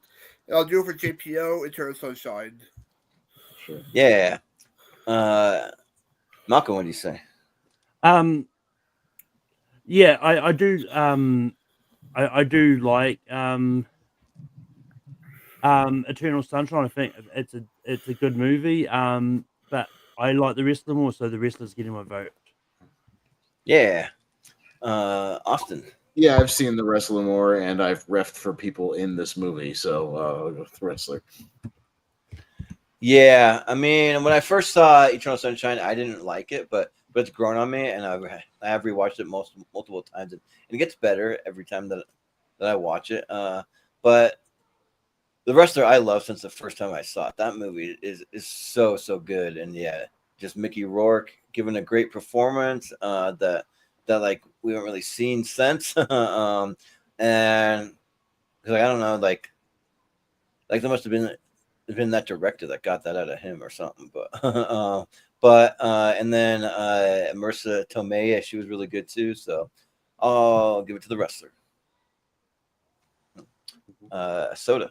So both of these do fall under the camp. I've seen it once, really enjoyed it. I'm good. Eternal Sunshine, out of the two of them, is more likely going to be the one I'm going to rewatch, though. But I'm going to give it to The Wrestler just because, it's a subject I'm incredibly familiar with. Obviously, all the PR around the film, WrestleMania, all that stuff was really good. Mickey Rourke, like, oh my God, what a performance.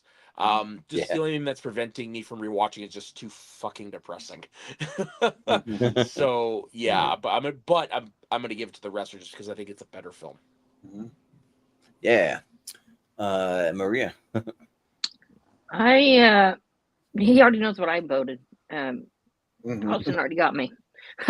He knows I would vote for The Wrestler. Sorry. Yeah, I know for sure. All right. All right, we got Old Boy. So a lot of foreign representation tonight. I like it. And The Amateur, the there he one goes, George yeah. referenced very recent, with Rami Malek. So Malcolm. I haven't got around to seeing either of these. I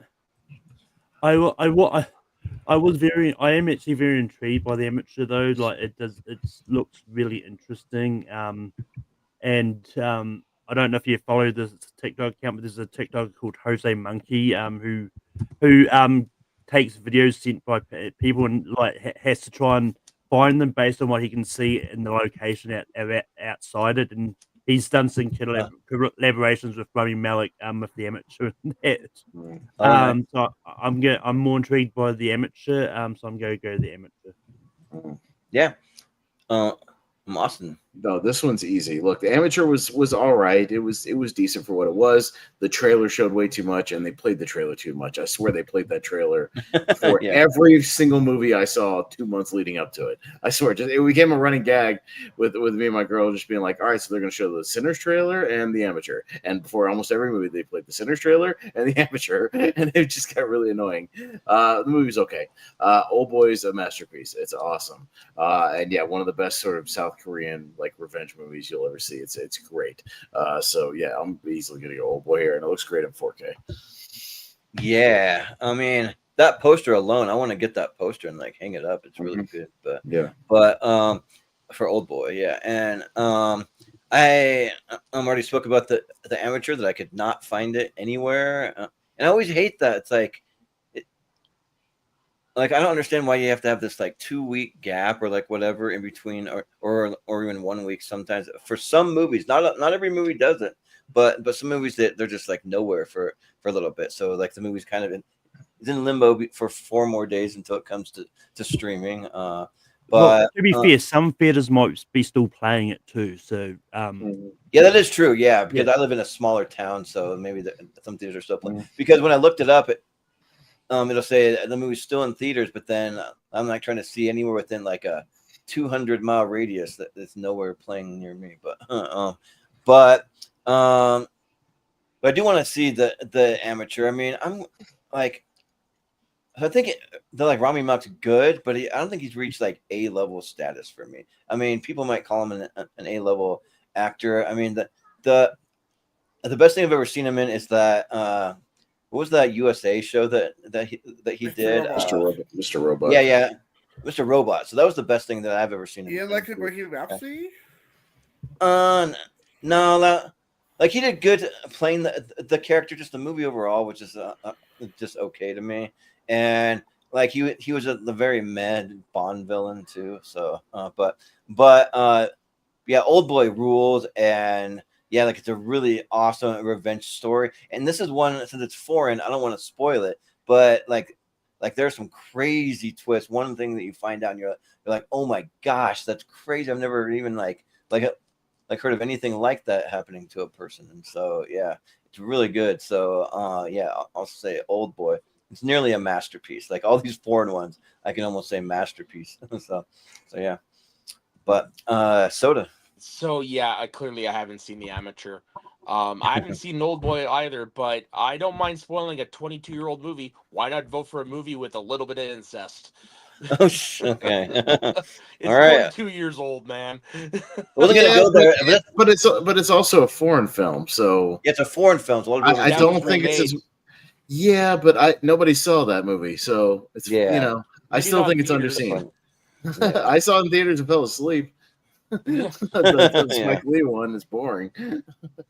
But Maria, Rami Malek. I don't know what to think about him. I thought Mr. Robot was pretty good, and then Bohemian Rhapsody thing happened, and I thought he was great, and I thought he did a good job. And then you see Taron Egerton do Elton John, and you're like, we gave the Oscar to the wrong guy. Yeah. Because Taron sang his own songs and everything. I feel bad about that whole thing. So I'm kind of off Rami Malek right now. So anyway, I would vote for Old Boy just because I'm off Rami Malek. I went a long way for that one, okay? But I tried. Yeah, right. Brian, what do you say? I mean, to be fair with Tara, that year was stashed for best actor at the Oscars, and it probably came out the wrong time because it came in the summertime and the fall season, maybe probably around there, maybe. But Yeah, it's more of a fall movie. yeah, the Amateur I have seen. It's both revenge movies actually. I did enjoy the Amateur. It started off a bit slow, but then I did enjoy working up. And you also get John Bernthal in the Amateur as one of the characters showing up there. I'm not a big fan of Old Boy, but I see the Amateur. I like the Amateur more, so the Amateur. Yeah. Malcolm. Oh wait, Malcolm went first. All right. That's right. Dune Part 2 and Black Bag, another recent release. So yeah, this is a little tricky because Black Bag was good, and I did like it. Good script. It takes a while to get going, but it's like a puzzle. So once it comes together, it's very, very good. Yeah, but you're going against Dune Part 2, which is like one of my favorite movies of last year. So I'll go Dune. Jordan. Yeah. So Black Bag.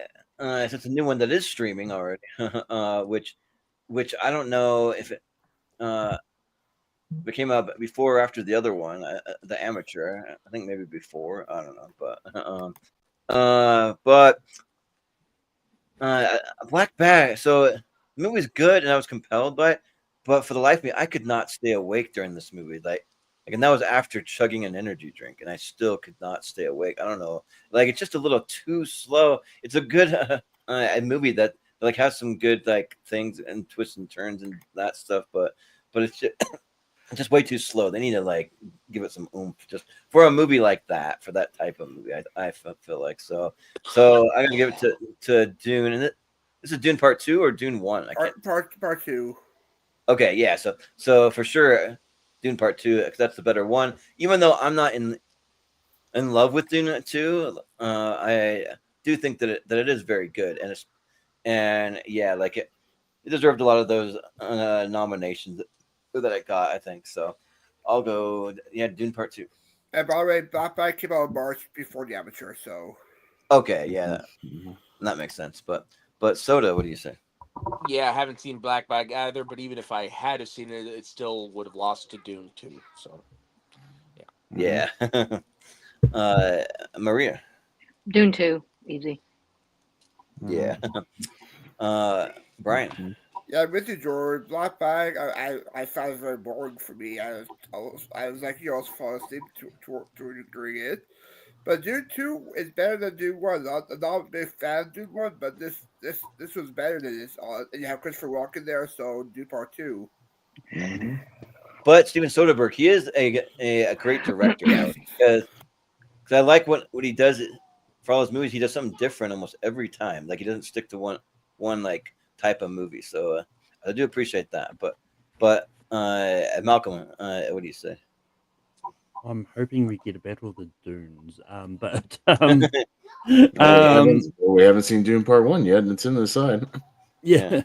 But I haven't seen Black Bag. I'm not that high on the Dune movies. It's just really confusing for me. It's like, which means I probably won't enjoy the book either. If the movies confuse me. But I do think Dune Part 2 is probably more dramatic than the first part, and just because I've seen it, Dune Part 2. Yeah. Right. $1 Million Baby and Tar. Jordan. No, thank you on Tar. That movie is like very pretentious and not for me. So I'll go $1 Million Baby. Okay. Soda. Yeah, I wasn't big on Tar either. $1 Million Baby, even though I've only seen it once, that is a phenomenal film. One of my favorite Clint Eastwood films. Yeah, I'm gonna go with $1 Million Baby. Yeah. Maria, what do you say? Yeah, $1 Million Baby for me. I don't know about anything about this Tar, but I'm not a Kate Blanchett fan anyway, so $1 Million Baby. Yeah. Boom, boom. Brian. Yeah, I haven't seen Tar. I do enjoy $1 Million Baby. I believe he used to run for the film, if I'm not mistaken, but I'll go $1 Million Baby. Yeah. Malcolm, what do you say? Yeah. I do like Tar.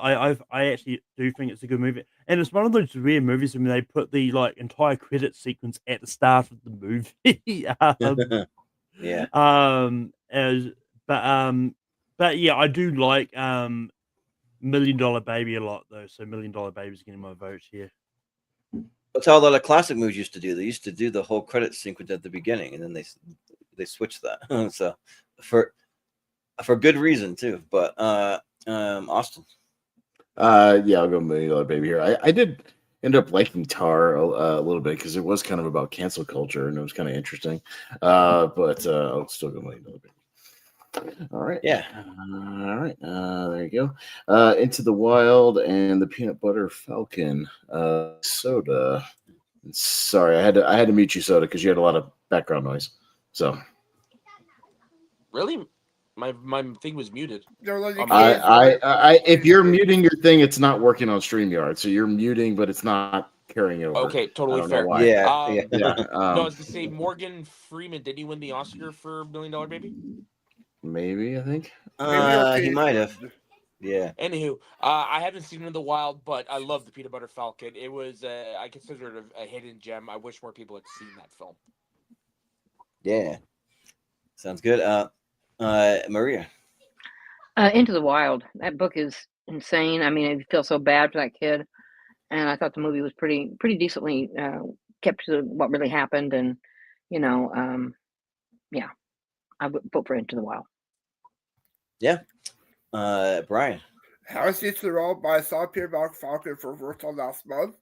And that movie I loved a lot. It's one of my favorite first watches of the year.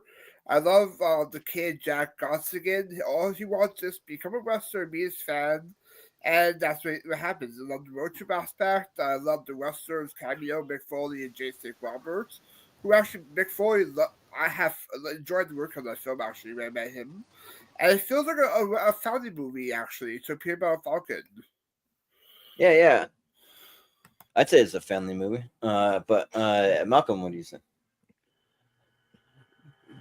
In a way, very similar post. Yeah, they are kind of similar, and they're both about journeying out in the wild. Yeah. Yeah. I haven't seen Into the Wild. It's one of my blind spots on this one, but I do like Peanut Butter Falcon's great, so Peanut Butter Falcon's getting my vote here. Yeah. Austin.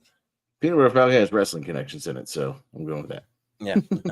And I'm not going to vote for the Kristen Stewart movie, so Peanut Butter Falcon. No. Okay, but that's not the like main reason because she's barely in it, honestly. So yeah. and actually, Into the Wild is good, but I do just like Peanut Butter Falcon just a little more. I'm a Shia LaBeouf fan, and I like what they did with Zach Got Sagan, which is the kid that had like mental like Down syndrome. I don't know like what's the appropriate term to use nowadays, but yeah. So yeah, and he did great. He was actually a lot of fun in it. So yeah. All right. Falcon, young adult, which I swapped. I found Juno was in part 1 and 2, so I just swapped it with another Reitman movie for young adult, which I didn't catch in when I was looking for cross. Still, sometimes I don't catch a few of these in later parts, so I start pulling posters, and I was like, oh, I already pulled the Juno poster the other night. Yeah, let me replace that. So I tried to get a comparable movie, so I just swapped it another Reitman movie. So young adult versus Blue Valentine. Maria, and also. Jonathan Sorry. said that Morgan Freeman did win the Oscar for $1 Million Baby. Yes. Blue Valentine, is that the one with crazy Dennis Hooper and no, that's Blue Velvet. That's Blue Velvet. No, Yeah. No, this is Ryan Gosling and Naomi Watts. Yeah. Oh, really? Okay. I haven't seen that. I haven't seen either one of these. I'll vote for Ryan Gosling. I like him. Blue Valentine. Sure. Yeah. Brian, what do you say? Yeah, same here. I've seen either one, but which one was first? Young adult. And it's Ryan Gosling and Michelle Williams. Michelle Williams. I'm sorry. Yeah. I mistake her and Naomi Watts. They look very similar. Yeah. Both very tall, skinny, blonde women. I get confused. Yeah, right. And they both get very emotional in their movies. Yeah. Yes. But Malcolm. Yeah.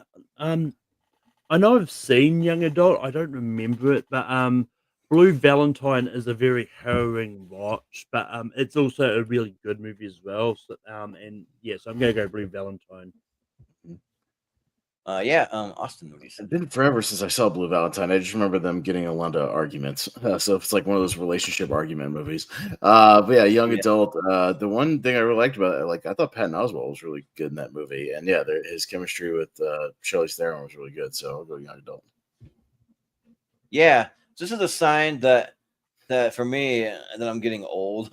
When like I don't want to watch movies like Blue Valentine really anymore. There's a point in time where I did, but I've had one too many dramatic relationships. It's nothing but arguing and crying and just freaking this like crazy drama. And I'm just over it. Like I just don't want any more of that in my life. So yeah, but young adults, great. And yeah, like I like the Charlize Theron's my favorite actress working today, and this is one of my favorite movies with her in it because she has a great performance, kind of going back to her town where she grew up, and then she's kind of hitting on Patrick Wilson, which is like I guess like someone that she had a crush on and still kind of does, but he's married though. But she's like trying to seduce him anyways. And then Patton Oswalt's a great kind of just friend and kind of sidekick, making commentary on like the whole situation. So yeah, I'll go with young adult. Soda. I haven't seen either of these, but so I'm just gonna go with young adult just because I like Charlize Theron. Yeah. Yeah. All right, good. young adults. We got Black Klansman, Spike Lee, and Warrior. Brian. Fudge. Yeah, both I saw Black Klansman last month. I dug it. I loved John Day Washington, and Adam Driver in it as main leads. Topher Grace is great. David Duke. Sure, also Paul Hauser pops up there, but Oh yeah, forgot yeah, he was in it. yeah, I'm gonna go with Warrior on this one.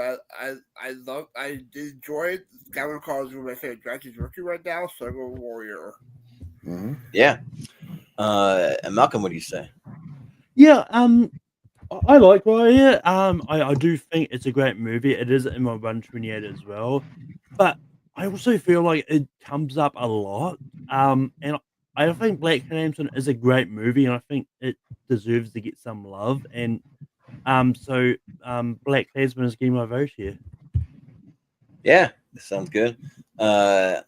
Austin, what do you Yeah, say? I mean, I get the argument there. I don't love Black Klansman as much as I like Warrior. It is very good. It is one of the better Spike Lee movies that I'm cool with, but I'll go Warrior here. Jordan. Yeah, so I know that Black Klansman was nominated for a whole bunch of Oscars. I mean, it's like Best Picture and Supporting Actor for Driver, I think, and then like Best Adapted Screenplay, like some of those, and then Warrior should have been nominated for way more than it was. I think the only thing that I got nominated for was Nick Nolte got a Supporting Actor nomination, and I mean, I don't know what the competition was, but in my opinion, he could have won. He was like incredible. That was like almost a career best performance for him in Warrior, and also to Joel Edgerton too. Like I thought he's great. And I'm a huge Joel Edgerton fan. I've been coming more and more of that. I mean, even in like when he pops up as Uncle Owen in some of the Star Wars stuff, like he's good in that. Like in I think the Obi-Wan series, he's in there. But and yeah, and it's hard to go wrong with Tom Hardy. Like he's pretty great in everything he does. So yeah, Warrior rules. So vote for Warrior. Soda. Black Klansman is a really damn good movie, but yeah, it's hard to not vote for Warrior. Yeah. Maria. I love Black Klansman. I must have watched that thing 15 times by now. I think it's so great. He did such a great job, being low key, but also, it's interesting. It's an interesting take on it and an interesting perspective. And I thought the guy was, if he's a real guy, God bless him, because that must have been hard to do. And yeah, I think Adam Driver's great too. I think it's a really good movie. I'm gonna vote for that one. Sure. Yeah. Yeah, there's definitely definitely a few movies that was in Best Picture that year that I think you could have taken out to get Warrior in, especially like including the winner, The Artist. Yeah, right. Yeah, the artist was a product of its time. Yeah, that like nobody's talking about now, like at all. I hardly ever see that movie around. There Will Be Blood and Anora. So speaking of Best Picture nominees again and or winners, but Malcolm. I like There Will Be Blood. I think it's a good movie, but I think Anora is amazing. Like it's one of those ones that was a big surprise last year. Like it was one I didn't expect to like as much, and then the opening scene happened. Was like, yep, I really like this movie. So I'm gonna go Anora. Sure. Yeah. I'm Austin. Yeah, this is a good match because Nora was very good. Didn't quite make my top 12, but it's kind of right outside of it. But very good. And There Will Be Blood is just a movie that does get kind of better every time I watch it, and I appreciate that sort of epic, historical telling, things like that. So I'll go There Will Be Blood, but I don't mind either one of these going through. So we'll see what happens. George. Yeah, man, this is a crazy matchup because it's really tough for me. Because Anora was one of the biggest surprises of last year. They're so good. Like I'm actually like really happy that it won Best Picture because it deserves it. It was really, really good. And for a movie like that too, to win too, because it's got some pretty like heavy like adult like stuff in it. But I mean, it's. I mean, there's been movies like that have gotten nominated quite a bit, but still, like I'm happy for it. But yeah, There Will Be Blood. Yeah, that is another one that gets better and better every time that I watch it. And I always try to get the line right where he's like, "I've abandoned my child." I think that's the line. But yeah, so it's just really good. So and Paul Dano, like kudos to him for going toe to toe with Daniel Day-Lewis and holding his own. So yeah, I'll go There Will Be Blood. But Soda. So I haven't had a chance to see Anora yet, but it is definitely high on my list. Once it won the Oscar and I started looking into it, I really want to watch it. But so for now, because of that, I'm going to go with There Will Be Blood, which in and of itself is a great movie for everything.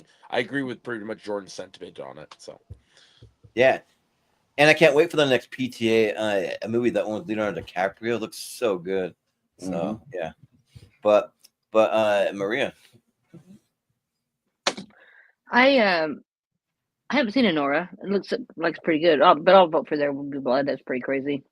He's screaming about his milkshakes and all that stuff. Pretty good. I mean, he's nuts anyway. The way he goes through a role, I mean, takes over the role. It's like he's that person, and but he did a good job there. I'm not a fan of his, but he did a good job there.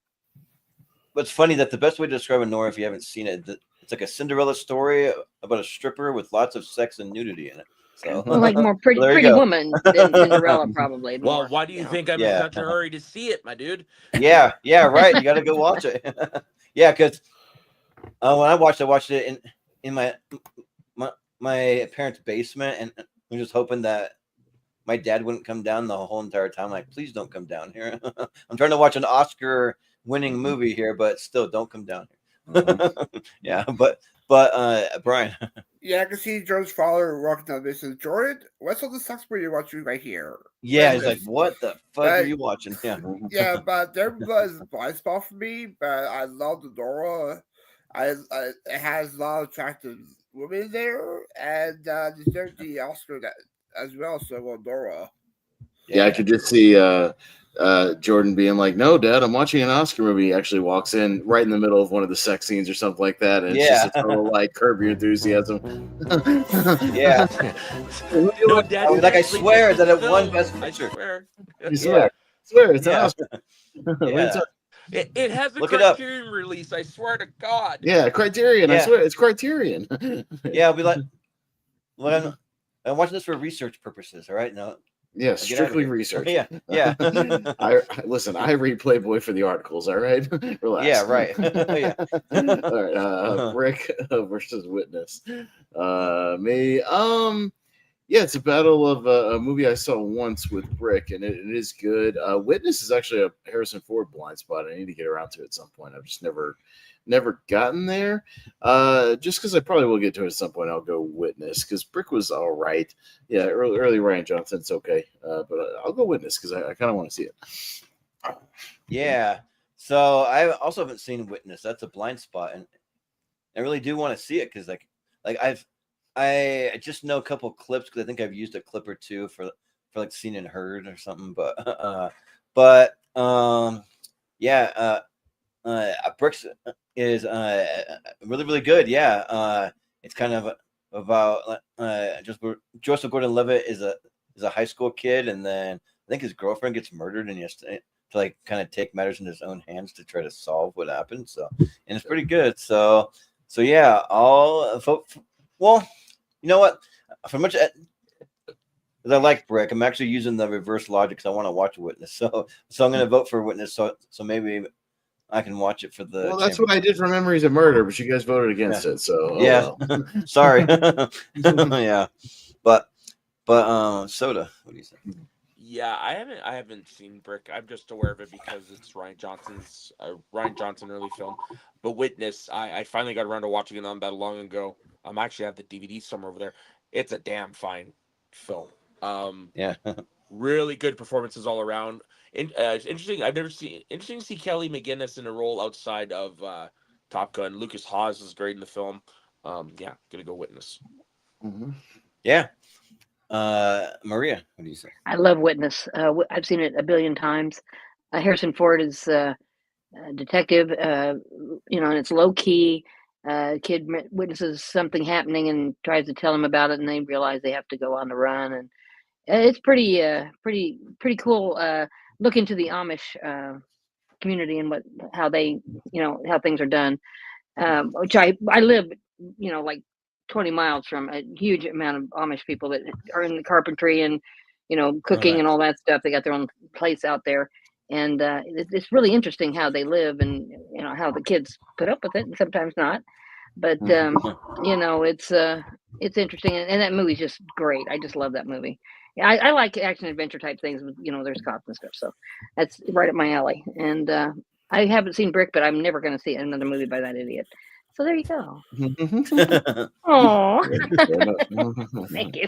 It's kind of interesting. Like when I see Amish people, I'm like, that looks like so cool. I really admire that. But then we were like, well, why don't you go check it out and try out their lifestyle? Nah. No, I don't ever want to do that. I really like air conditioning and the internet. They're both really great. So no. Yeah. Sometimes we'll go to Walmart and there'll be some Amish people there shopping, and I go, "Oh, you cheaters!" Cool. I call them the cheater. Yeah, right. Yeah. I'm like, you got those tennis shoes on. You know those are regulations. They gotta go for their baking supplies or their. And I get it. I get it. I mean, it must be horrible trying to up in my deal with that. area. We have families that I guess you could best thing you could call them is like Eastern European Amish people. You see a lot of those people out here. They dress exactly like that. It's fascinating to see. It's like a clown car seeing all of them pile out of a van. But it's fun to see when they actually have the horse and buggy, though. So, I don't know if there's a community nearby, but I do pass by. If I go out to this place called Etowah, which is about 20 miles east of here, there is a Mennonite church. So I mean, that is kind of like Amish. Same thing. I always wonder. Yeah, there might be at least a small community somewhere nearby. But I like the clown car. We have a bunch of them that have vans, and they do this exact same thing. Yeah. When he pointed that out, I'm like, oh my god, someone else noticed that too. Oh well, sorry. Yeah, like Jordan I also had lost to witness, but it has to Brick because JP recommended it to me one time, so I'll go Brick. Okay. Yeah, but to be fair though, I grew up in the Mormon church. You can spot a Mormon with the white shirt and ties if you see them around. So, but Malcolm, what do you say? Some who might say a place full of Amish is an Amish paradise. Yep. But I've not witnessed the movie Witness. It is on my list to see because I believe it's Harrison Ford's only Oscar nomination. Yeah. But I have seen Brick. I do think it's a good movie, and really, even though you don't like Ryan Johnson, I think you might like Brick. I think I can't. I won't allow myself to. When I hate somebody, I gotta hate them all the time. But I am gonna vote for Brick. I don't want to be tempted. You can hate watch it though. Yeah. But Amish Paradise is my go-to karaoke song. I do not need a screen when I sing that song. I know it all. But Witness That's interesting. Right. We should put everybody's karaoke songs up. All right. So we just a couple more. Let's breeze through these. We're getting to the 2-hour mark here, so we're almost done. Gone Baby Gone and Call Me by Your Name. Do we even want to talk about the guy involved with Call Me by Your Name, the homeboy? I don't know. The overexposed. Yeah. Keep it moving. I'm fine with Gone Baby Gone. I wouldn't vote for Call Me by Your Name anyways. Gone Baby Gone. Well, I haven't seen Call Me by Your Name, so. Yeah, me neither. I wouldn't mind watching it, but yeah, Gone Baby Gone, such a good film. No, but watch the dude on the Bill Maher podcast, but not the one where he talks politics, but one where he just gets high and just drinks weird shots of alcohol, and it's pretty interesting watch to hear his whole story. So, oh man. Right. So we got The Thin Red Line, which oddly enough, again, Saving Private Ryan was on part 2 as well, but we had it on part 1, so I just replaced it with the other 1998 World War II movie, The Thin Red Line. So easy swap there. And then Good Will Hunting. Is everybody going to vote against Good Will Hunting? Anybody? Hell yeah, I'm voting Good Will Hunting. I mean, come on, Robin Williams career. Good Will Hunting. Thin Red Line is good, but not as good as Private Ryan, and it's just. And Good Will Hunting is a sequel, Hunting Season.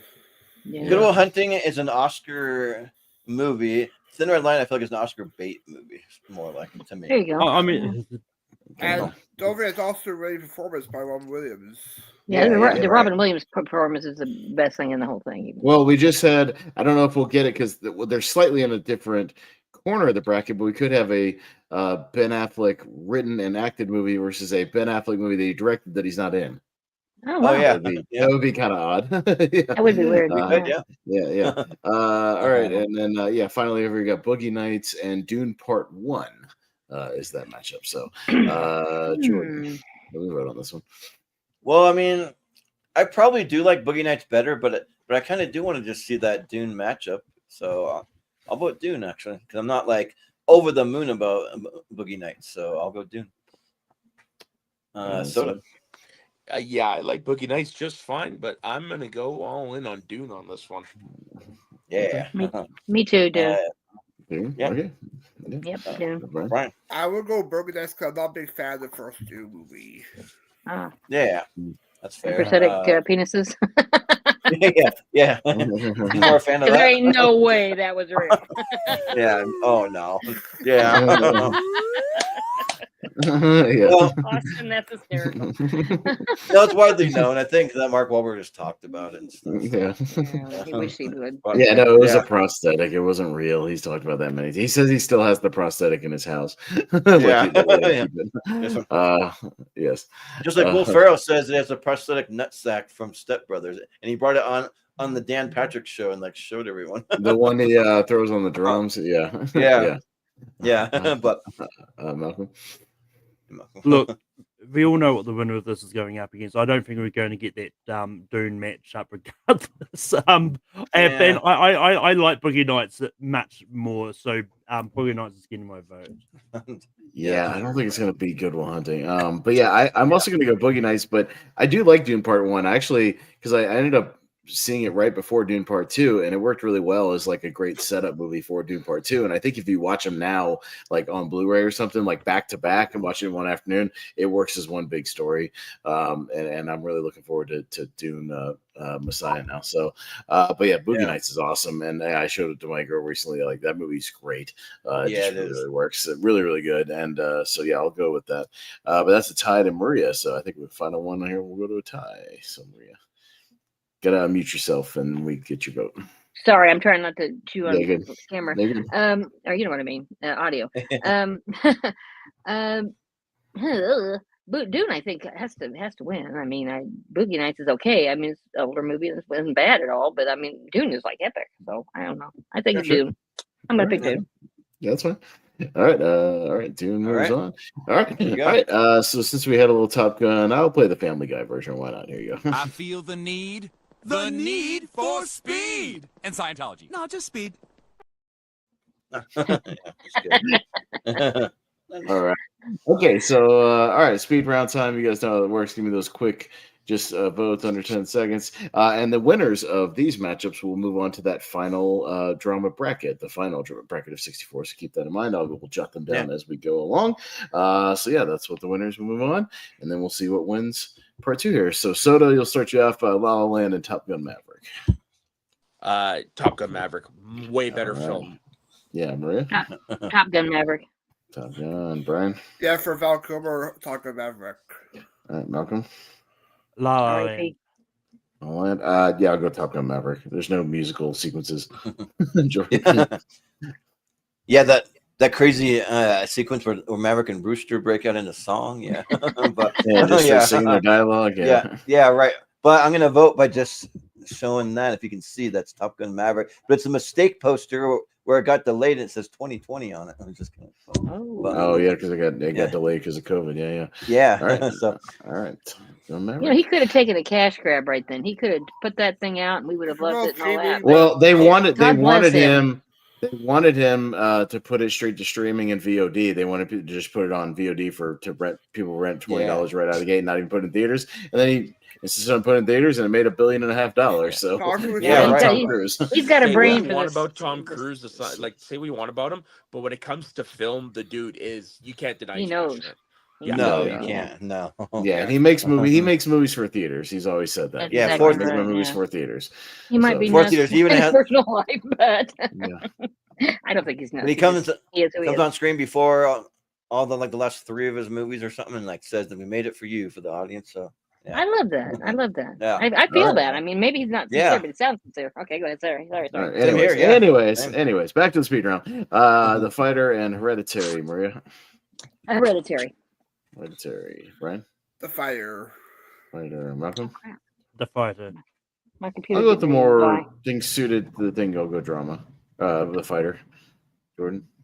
I think that Hereditary is ahead above the Fighter. If you get it, you get Ha ha ha. Mhm. If you've seen it, you know. Yeah, yeah. Soda. Gonna go with the fighter. The Fighter, okay. All right, the Fighter moves on. Jot that one down. The Fighter, okay. All right, going down to Room and Walk the Line. Brian. Walk the Line. Okay. Malcolm. Walk the Line. Yeah, I'll go Walk the Line. Jordan. Yep. Yeah, because you're mine, I walk the line. So, Hello, I'm Johnny Cash. Walk the line. all right. And Maria. Walk the line. I hear the train a coming. Walk the line, please. All Yeah. right. Coming round I fell into a burning ring of fire. All right. Yeah. My dad used to say Whiplash. far. He used to say Fire. far. Yeah, it is kind of like Ring a of fire. burrs, a ring of fire. Yeah. Ring of fire. He used to say All that right, all the The time. ring. Whiplash of and fire. Memento. No, Malcolm. I mean, Johnny Cash is my tempo, but so is Whiplash. All right. Okay. Yeah, I'll go Whiplash. Jordan. Yeah, I'll go Whiplash. Okay. How to learn how to play the drums. Whiplash, because I'm a musician. Whiplash. Whiplash. Whiplash. Okay. And Brian. So that's from a movie somewhere where someone goes Whiplash, but I can't think of what it. For the music matchup, Whiplash. Yeah. All right, Cool. Whiplash. Okay. Sorry, Memento. Spotlight and Infernal Affairs. Me, you know what? Let's go Infernal Affairs. It's really good. Get some foreign representation. Jordan. Yeah. Infernal Affairs rules. That movie's so good. So yeah, Infernal Affairs. All right. Soda. Spotlight. Spotlight. Maria. Infernal Affairs. And Brian. Spotlight. Malcolm. Spotlight. Love those Oh, Catholic it's a people. tie to Brian. Spotlight. Damn. Well, We still I tried. be. We Next tried. time. We'll get you Shit. next time. Yeah, we'll have to do that foreign film matchups that we can guarantee get some of those movies go through. I mean, there are, We'll see. there Yeah. are four movies in other parts of the series, or no? Yeah. I'd have to look at the thing again. I haven't looked at part 3, or I mean, I looked Oh, at them. yeah. I did the crossovers, but I'll have to look and see if there's 4 movies. I think this one had the most of them. I think. Okay, then. Lady Bird and Fight Club. Jordan. Fight Club. Yeah. Pretty easy. Soda. Gonna go Ladybird. Lady Bird. Maria. Fight Club. Don't talk about it. All right. Brian. The movie we do not talk about, Fight Club. All right. He shall Okay. not be named. Fight Club. If this is your first night at Fight Club, you have to fight. Fight Club. That's right. All right. Take Shelter and Pan's Labyrinth. Soda. Pan's Labyrinth. Okay. Maria. Pan's Labyrinth. Yeah, Brian. Same here, Pan's Labyrinth. Malcolm. There's a storm coming. Take shelter. I'll go Take Shelter. Jordan. Yeah, I want to watch it. Take Shelter. Okay. Well, it's a tie to Malcolm, so we'll see. It's up to him. Take shelter. Okay, so it'll Yeah, make the right. thing. So you got about 3 weeks Watch to it. watch it. Jordan. Yeah. Nice. I Yeah. think our drama mystery is actually three Fridays from now. So you got Yeah. some time. So there you go. Really Cool. All right. So Take Shelter will make it, and you can watch it. All right. We got Challengers and Boyhood. We all were less enthusiastic about Boyhood, so is Challengers moving on this time? Yeah. Yeah. It seems to be. We're all like, we'll lose the Yeah, Challengers. if I next watch time. people age, I know I can kind of do that in All America. right, fair enough. All right, so I'll just put that there. Let me jot down these last 2, and then we'll jump to the other side. So Take Shelter and Challengers. Okay. All right, so that's one half of our Sweet 16 going to the final episode. And we'll see what's going to join it. We'll start with Truman and the Holdovers. Ooh, and a Paul Giamatti matchup. I was Although about to mention that. he has a significantly larger role in the Holdovers than Truman. But yes, but Maria, I'm going to say. What does he What's do? that? He's in Truman? Truman Show. He's in the control room. He's one of the control room guys. He's in there. Oh, He yeah. doesn't have a ton of lines, but he's like Ed Harris's like assistant guy. He's around. Oh, He's okay. around. Yeah. It would have been early in his career, wouldn't it? Yeah, it's like 98, Yeah. so I mean it's Yeah. very early. Like when he's still doing just character actor, bit parts. Yeah. But yeah. Okay. Maria's up first. Yeah. The holdovers. Sorry. Okay. Brian? Same here, the holdovers. Yeah. Malcolm? The holdovers. Yeah, I'm gonna go the Yeah. holdovers because Truman's won like 3 times. So Yeah, it's won a lot. Yeah. I'll go with the holdovers. Yeah, it's really good. Yeah, and so Yeah, I'm just going to be the only dissenter at Truman Show because I've seen it. I haven't seen them. Yeah. no, fair enough. But yeah, Truman's won like 3 tournaments, so we've given it a lot of flowers. Oh, on yeah, here. for sure. Well, it's a great film. No, I mean it's Yeah. great. Don't get me wrong. Yeah, it's excellent. But it's one of our heavy hitters. Django and JoJo. JoJo. Brian. Jingle Jojo. Yeah, for a great revenge movie, Django. Okay. Malcolm. This is actually a little bit tough for me, but I'm gonna go Jojo Rabbit just because I think it's more of a drama. But yeah. And yeah, easy for me, Django. Jordan. Yeah, so when Jojo Rabbit came out, it's when I got more into Taika and I went back and watched all of his stuff. So I'll go Jojo. Okay. So I'm going to go Jojo Rabbit just because I've seen it more recently. and Maria. I'm going to go with Django. Okay, so it's a tie to me. Sorry, JoJo. Django. So Django, yeah. Anyone Get chained? back, Jojo. Get back, JoJo. Get out of here. The Wrestler and Old Boy, Malcolm. I'm gonna go the wrestler. And again, I'm gonna see if we can get some foreign representation. I'm gonna go Old Boy. Jordan. Yeah. Oh man, these are both near masterpieces of movies. But let's go Old Boy. Jordan, don't take this the wrong way, but you kind of sound like Dan. Everything's a masterpiece. Yeah, but Nothing bad about that. It's not as bad as Wolf and Dan. Them enjoy Yeah, they both overuse the that a little movies. bit. Well, this tournament has at least 4 of them in here. For Well, me. I know. I'm just giving you To be some crap. fair, You're Wolf just is cracking the me more up. masterpiece. Dan says phenomenal a lot. Oh, that's right. Yeah, Phenomenal. yeah, It's yeah. phenomenal film. Phenomenal. Yeah. What do you vote for, Jordan? Do you vote for Old Boy? Yeah, for Old Boy. That masterpiece. But yeah, we all have our like words we overuse. Oh yeah, like, me too. I you know. I'm just kidding you. Right? Sure. Like Donald Trump when he says tremendous all the time. Oh yeah. Anyways, Yeah. Let's move on. Yeah, I'm so going to the- go with The Wrestler. The Wrestler. Okay, Maria. Oh boy. Old I like to Boy. see it later. And Or Brian. get it close. yeah, for representation, I'll go Old Boy. All Yeah, right. let's go, Carol Old will be Boy. happy. He was hoping Old Boy's our only hope for foreign representation. Yes, Yeah. left. Didn't on, Parasite, yeah. didn't Parasite make it into the championship from part 1? Or Let me did that- see. Good question. Wait, Parasite which did movie was make it? it from part one. Parasite made it Oh, from yeah. part 1. So Yeah. yeah. Okay. yeah, I was hoping Memories of Murder would get in there. Then you have 2 Bong Joon-ho movies, but not quite. But yeah, Old Boy will get in at least over here. Dune Part 2 and $1 Million Baby.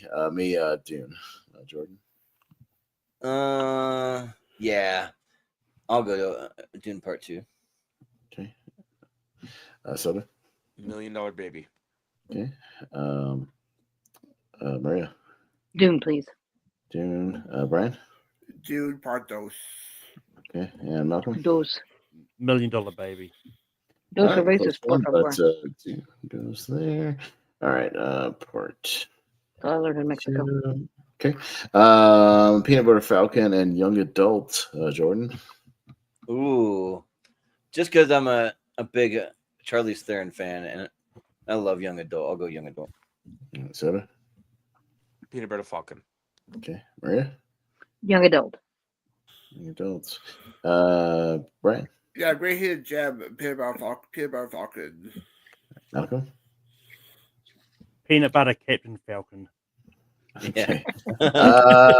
These are close. I might go young adult just slightly, but it's on Jordan for a tie.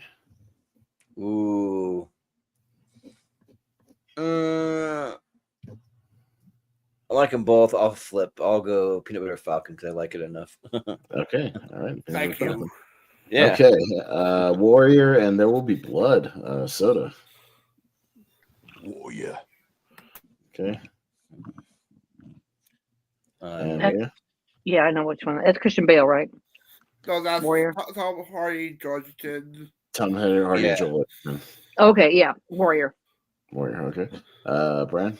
Yeah, for correct performance, it's Warrior. Okay. Malcolm? There will be blood. I'll go There Will Be Blood. Jordan? I think I gotta go Warrior. Okay. All right. Warrior. Down. All right.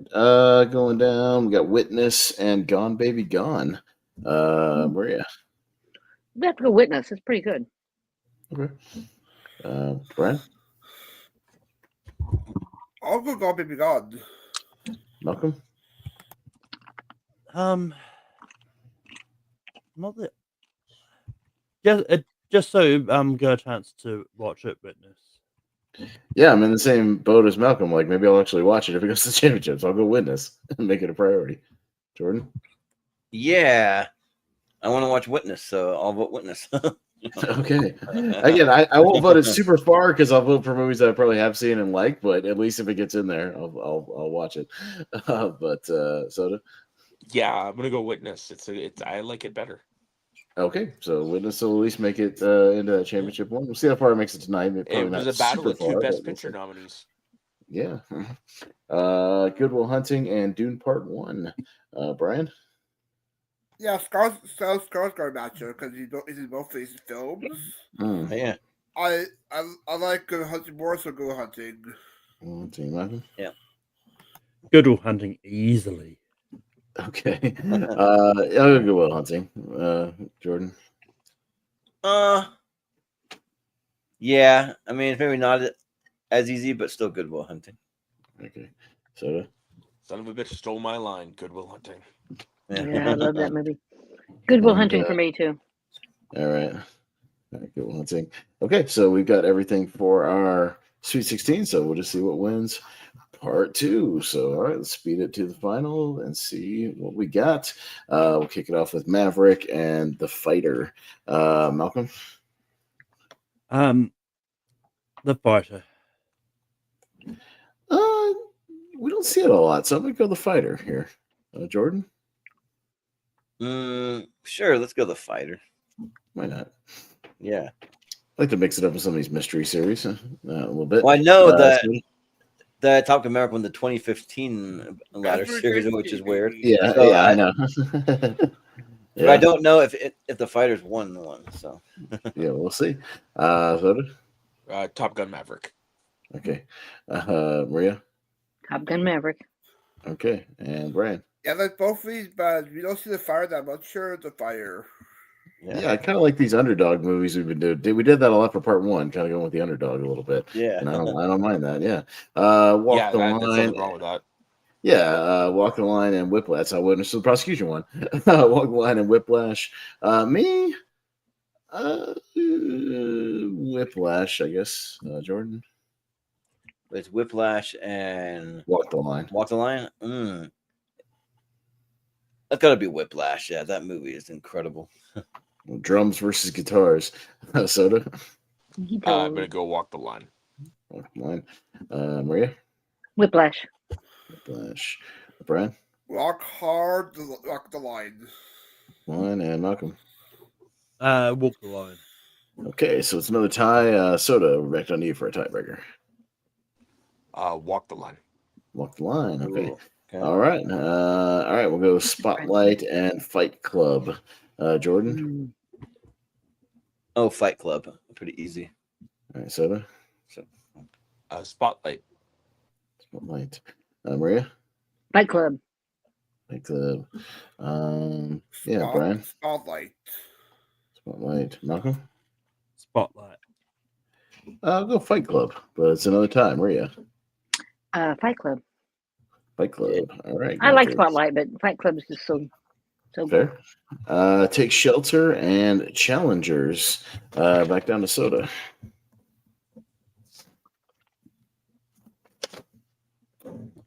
Soda? He's muted. Muted? Sorry, my internet connection went out a little bit. I'm gonna go Oh, with okay. Challengers. Challengers. All right. Okay. Maria? Challengers. Okay. Brian? Yeah, just because it's do well J4 series, I'll go Challengers. Yeah. Malcolm? Challenges. Yeah, I'll go Challengers as well. Jordan? And I'll also say Challengers. All right, Challengers working through. Okay. All right, let's head to the other side. Let's see what makes the Elite I Eight. have to watch that movie. Holdovers and Django. Maria. Django. Yeah. That is hard.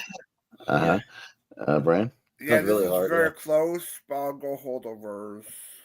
Okay, Malcolm. The holdovers. Yeah, I'll go the slightly more dramatic one here. I'll go the Holdovers. Jordan. Yeah, I'll go Holdovers. Sure. Soda. It's tough. Django. Okay. All right, a close one, but all right, Holdovers into the 8. We got Old Boy and Dune Part 2. Oh boy. Brian. Old Boy. Malcolm. Old Boy. Yeah, we don't see it a lot, and I really love it. I'll go Old Boy. Jordan. Yeah, Old Boy is very visceral. Like, there's a lot of like cool imagery with the hammer and the dumplings. So yeah, Old Boy. All right, Soda. I'm gonna go Old Boy because it's more of a drama to me than Dune 2 would be. Okay. Yeah. Maria. Oh boy. Old Boy. Okay. Oh boy. Old Boy hanging on. Okay. There we go. And Peanut Butter Falcon and Warrior. Malcolm. Peanut Butter Falcon. I'll go Warrior. Jordan. I'll go Warrior. Okay. Soda. PBF, Peanut Butter Falcon. Okay. Brian. Maria. Oh, Maria. I'm sorry. Sorry, I looked It's at the okay. wrong thing. I That's looked okay. at the wrong name thing. My bad. It's all right. The Warrior. It's fine. Warrior. Okay. Now, Brian. Yeah, just because it showed that much here, Peanut Falcon. Okay. Well, it's a tie to Brian. So you gonna stick? Yeah, I'm going to stick with Peanut Falcon. He went to Okay, peanut there you go. butter. It's peanut butter jelly time. Peanut butter jelly time. All right. Peanut Butter Falcon time. Peanut Butter Falcon. Falcon. Way in. All right. Witness and Goodwill Hunting. Oh my God! It finally Now, came me, down to it. here I'll go Goodwill Hunting, but I will try to watch Witness for the championship episode. Jordan. Yeah, we got Witness in the championship, and I've never seen it, so I'll vote. It's really good. Yeah, we'll try to watch it on there. Yeah. Soda. For me, the actor in this is Robin Williams, so Goodwill Hunting. Okay. Goodwill for me. Okay. And Although I love Witness too. Goodwill Hunting 200 season. all right. Yeah. And Malcolm. Watch Witness go up against Witness for the prosecution in the championship. Yeah, right. There's a bunch of witnesses involved. Goodwill Hunting is my vote. Yeah. Okay. We just went to All right. one of those murder shows. Well, Jordan, I guess I saw Witness is on Paramount Plus, so it's available. Oh, nice. There you go. All right. There you go. We'll have to do a crossover poster of like Harrison Ford being either like the lawyer from Witness for the prosecution With a powder wig on. Yeah. Yeah. Or the guy up in the balcony that's on trial, like one of those. Yeah. All right. Jordan, you got The Fighter and Walk the Line. I think I go back to Walk the Line just a little more, so I'll go with that. All right. Soda. I'm gonna go with Walk the Line. Walk the Line. Okay. Maria. I'm not thrilled. I'll do Walk the Line though. For my dad. Sure. Yeah, Brian. Far. It's I'll far. go Walk the Line too. Okay. We haven't gotten that movie yet. We'll get there. I got soon. Yeah. Malcolm. Walk the Line. It's all about his gospel career. Walk the Line too. Yeah, right. That he did afterwards. I'll go The Fighter, Jordan. Let's see. What are we at? What's it going up against? Oh, yeah, you went first. I'm sorry. Yeah. It's Walk the Yeah, I was Line. gonna say. I was like, Yeah, my bad. Yeah, I swear sorry. they voted for Okay. Walk the Line. Fight Club and Challengers. Soda. I'm gonna go Fight Club. Fight Club. Maria. Those two titles kind of go together. I'll go for Fight Club. Okay. Brian. It's Fight Club. It's Challengers. Challengers. Malcolm. Fight Club's won a tournament challenges. Yeah, and I'm also going to go Challengers because we're not going to see it that much. That's true. Jordan. Well, I mean, you asked me what I would rather watch right now. It's probably Challengers because I haven't seen it as much, but Fight Club is the better movie, so I got to go Fight Club. Okay, it's a tie to Malcolm. And I'm going to put for the better movie, Challenges. Oh, okay. There you go. Okay. Nice. A better movie, huh? Sneaking yourself in there. Okay. Okay. All right, we're going to the Holdovers and Old Boy. Maria. Holdovers. Okay. Brian. The Holdovers as well. Malcolm. The Holdovers. I'm keeping hope alive for Old Boy. Jordan. Yeah, let's do it for Choi Min Sik. I don't know the cast of it, but that's the main guy. But Old Boy. Okay. Soda? Yeah, I'm gonna go Old Boy as well. Okay, and it's tied to me. I'm keeping hope alive for Old Boy.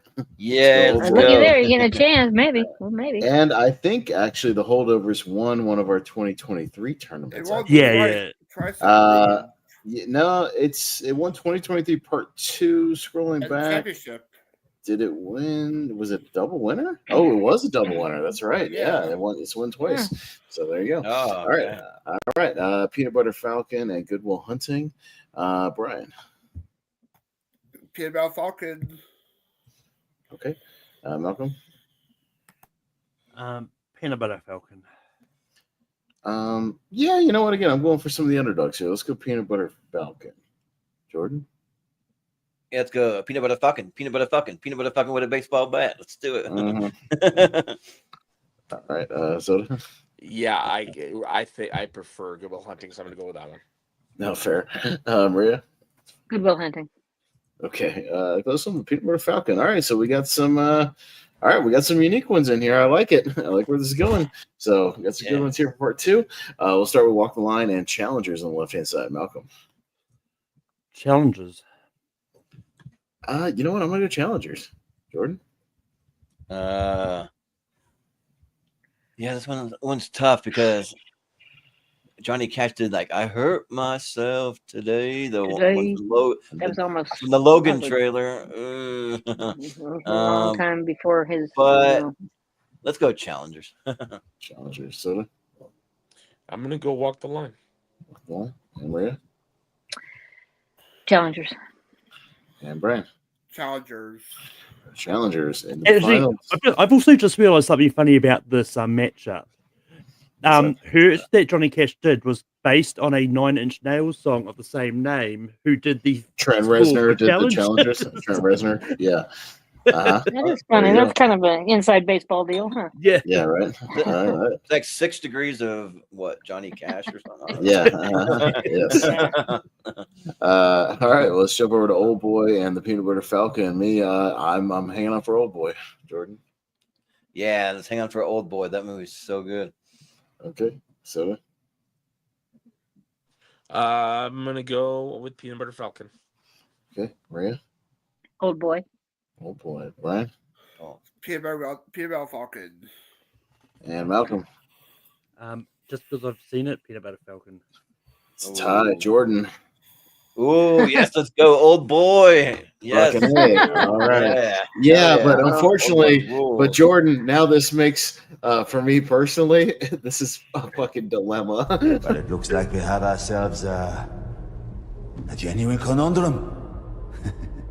A quandary, if you will. A real-life dilemma. Yeah, because do I go with Old Boy, which hardly ever gets a shot in these tournaments, or Challengers, which I feel didn't get a first shake in 2024? I don't know where to go, but luckily I'm last, so you go first, Jordan. Yeah, and I won't give any spoilers because it just came out, but the ballerina doesn't have a character quite as good as that, but it does have a character in there that's kind of interesting. of sorts. But let's see. Oh, yeah, this is tough. But yeah, I just want to champion Old Boy, because if you haven't seen it, you're like missing out on like one of the best foreign movies of all time. So I'm gonna go Old Boy. Oh yeah, I forgot to gonna scroll make in a you little watch bit so we can see this. Yeah. All right, there you go. Soda. But I kind of want to watch Challengers, because I love a movie with a great Yeah. soundtrack you can like crank up and just kind of vibe to. So Yeah. You're right. All right, Soda. I'm gonna go with Challengers on this one. I want to see this Okay. one win. Yeah, I'm happy with either one of these. We'll see what happens, Maria. Yeah. Old Boy. I want to see this one go. Yeah. Okay, Brian. Yeah, my logic is Old Boy could probably win the foreign film tournament, or probably maybe the actual championship, depends on what other films are in there. But we'll probably won't see Challengers that much in other tournaments, so I'll go Challengers. Okay, Good Malcolm. reasons. I mean, to be fair, we are going to see challenges in the championship for the drama tournament, but I'm still voting challenges because I've seen it. They both have great trailers, because Old Boy just has a really cool trailer, and Challengers has that really awkward, weird one. Yeah. I'm gonna go Old Boy. So it's a tie, unfortunately, to Come Soda. on. Not over yet. Oh, okay. Soda's got the tie. Dang. He's got to unmute Go himself. ahead. Do you one you want. Yeah, you know what? I'm gonna Right. go with the Challengers just because I know I was on this show. Okay. Let's see it get justice for the 2024 bracket. There you Okay, go. fair enough. But you know what Yeah. sucks though is that the Challengers trailer sucks. It's the one we made fun of for the longest time, and it doesn't represent the movie at all. It's a false. Yeah. It makes I hate feel it like when it's that this. happens. It makes it Yeah. feel like some erotic, three-way movie, and that's not what it is, at all, because they didn't know how to Yeah. market it. So maybe I could find an alternate trailer or something. I'll look and see while we're doing the An alternate one, or even like a Okay. scene of like when they're really like on the tennis court going back and forth. Like, Yeah, I'll have to look and see if there's an alternate trailer. Just quickly, I've got to bounce. Okay. So, Bye, Malcolm. Hi, Yeah. Malcolm. yeah. You want to plug anything quick? Or? Yeah, you can find me on Tape Productions as host Bankum every week. We'll be back on Sunday ranking Mike Flanagan movies. Except Life of Chuck, because the majority of the panel haven't seen it. Yeah. And you can also find me hosting Spear from the Past every week. Next week we'll be doing Breaking Point 2009. And I pop up here and there, and other. I think I'm on at least. You're there and one of those everywhere. Yeah. So, yeah. Sounds good. We'll see you, Everybody Malcolm. loves you. Everybody loves him. Yeah. All right. Yeah. Cool. We'll just finish off the plugs, and we'll go to Soda. Where can we find you? You can just find me on Twitter, Blue Sky, Instagram, all those places. Soda _the _Saxman. I'm gonna hop off, but before I go, Brian, are you going to All Out? I'm not actually. I only Son watch of a bitch! I was hoping to see you there. I'm actually going to be at that show. I only I'm watch gonna be- AEW. Watch like most of the WWE, not AEW. I'm going to be row 1, right behind the Leafs bench, camera side. So basically, Oh. if Mox is walking by, you're going to see me on camera. Oh, I nice. will be at SmackDown after SummerSlam. to watch. I'll be there Nice. for it. Yeah. Nice. All right, guys. Thanks for having me. I'm looking forward to the next time I'm on because these are a lot of fun. Yeah. Have fun. Later. Yeah. We'll see you later. Thanks. Bye-bye. And we can all watch Money in the Bank. That's this week, right? I think. Money in the Bank is tomorrow night. Yeah. Yes. Yeah. Yes. So- And Rose Collide. yeah. Mm-hmm. So yeah, Yeah. but Maria, where can we find you?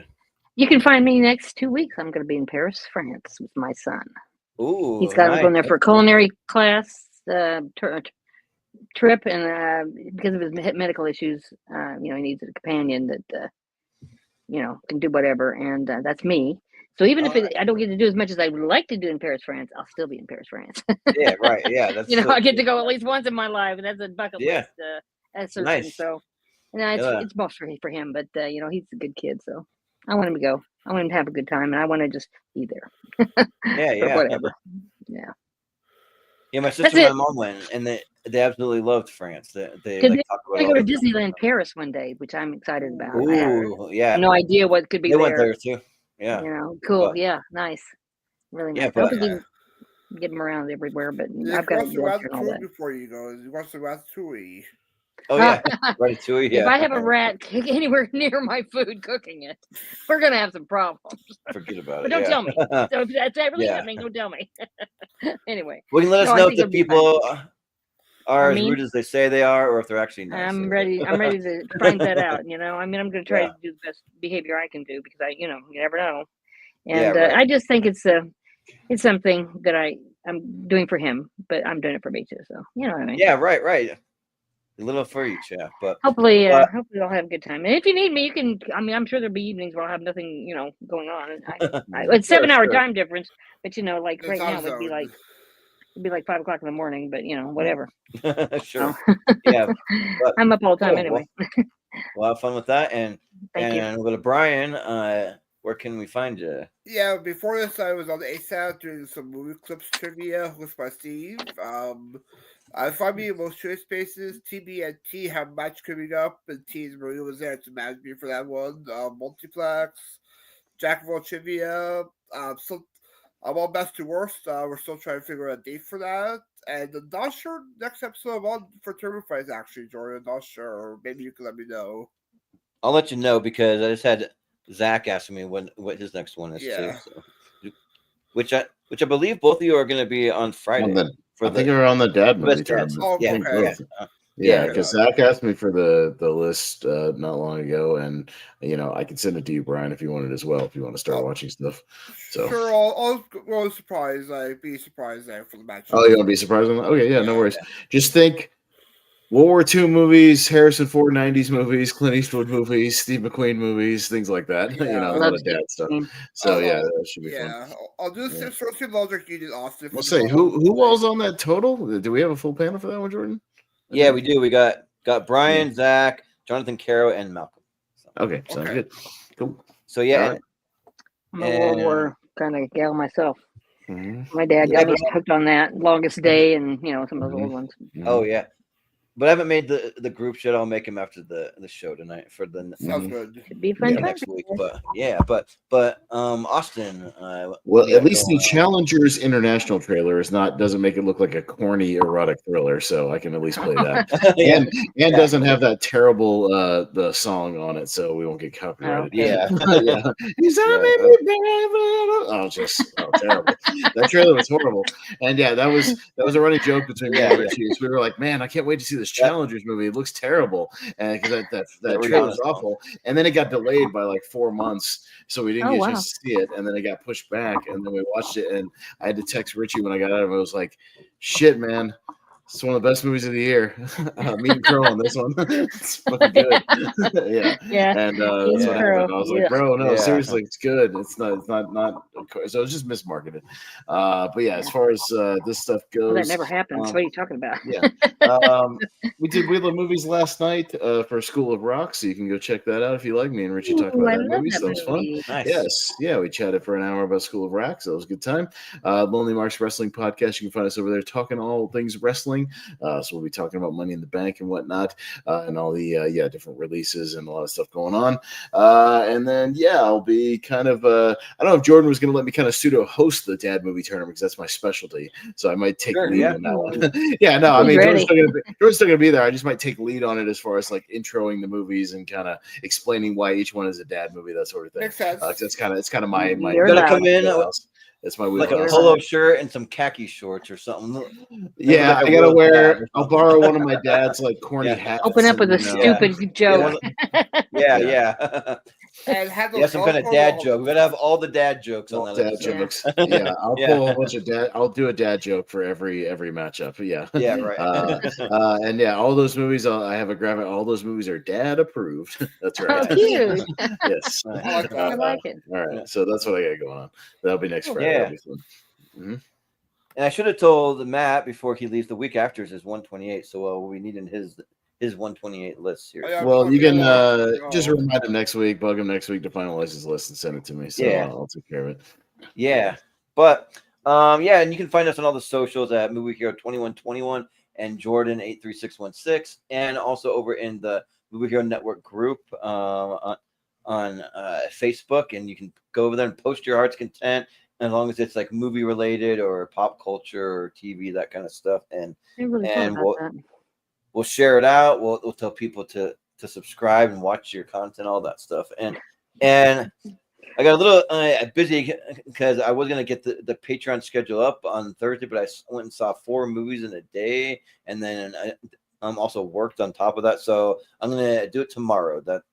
That's for sure, because my weekends are usually pretty chill. I don't have as much going on. So the Patreon schedule will be up, and then probably a week after that, you'll see the regular schedule for just everybody else to see. So the Patreon schedule, if you'd like to sign up, that'll be about 6 months out, and so you can get a jump on seeing the schedule, signing up for the episode before they fill up, because some of them fill up quick, especially those ladder series. Those ones go fast, but and then about a week after, I'll put out just a 2-month out schedule for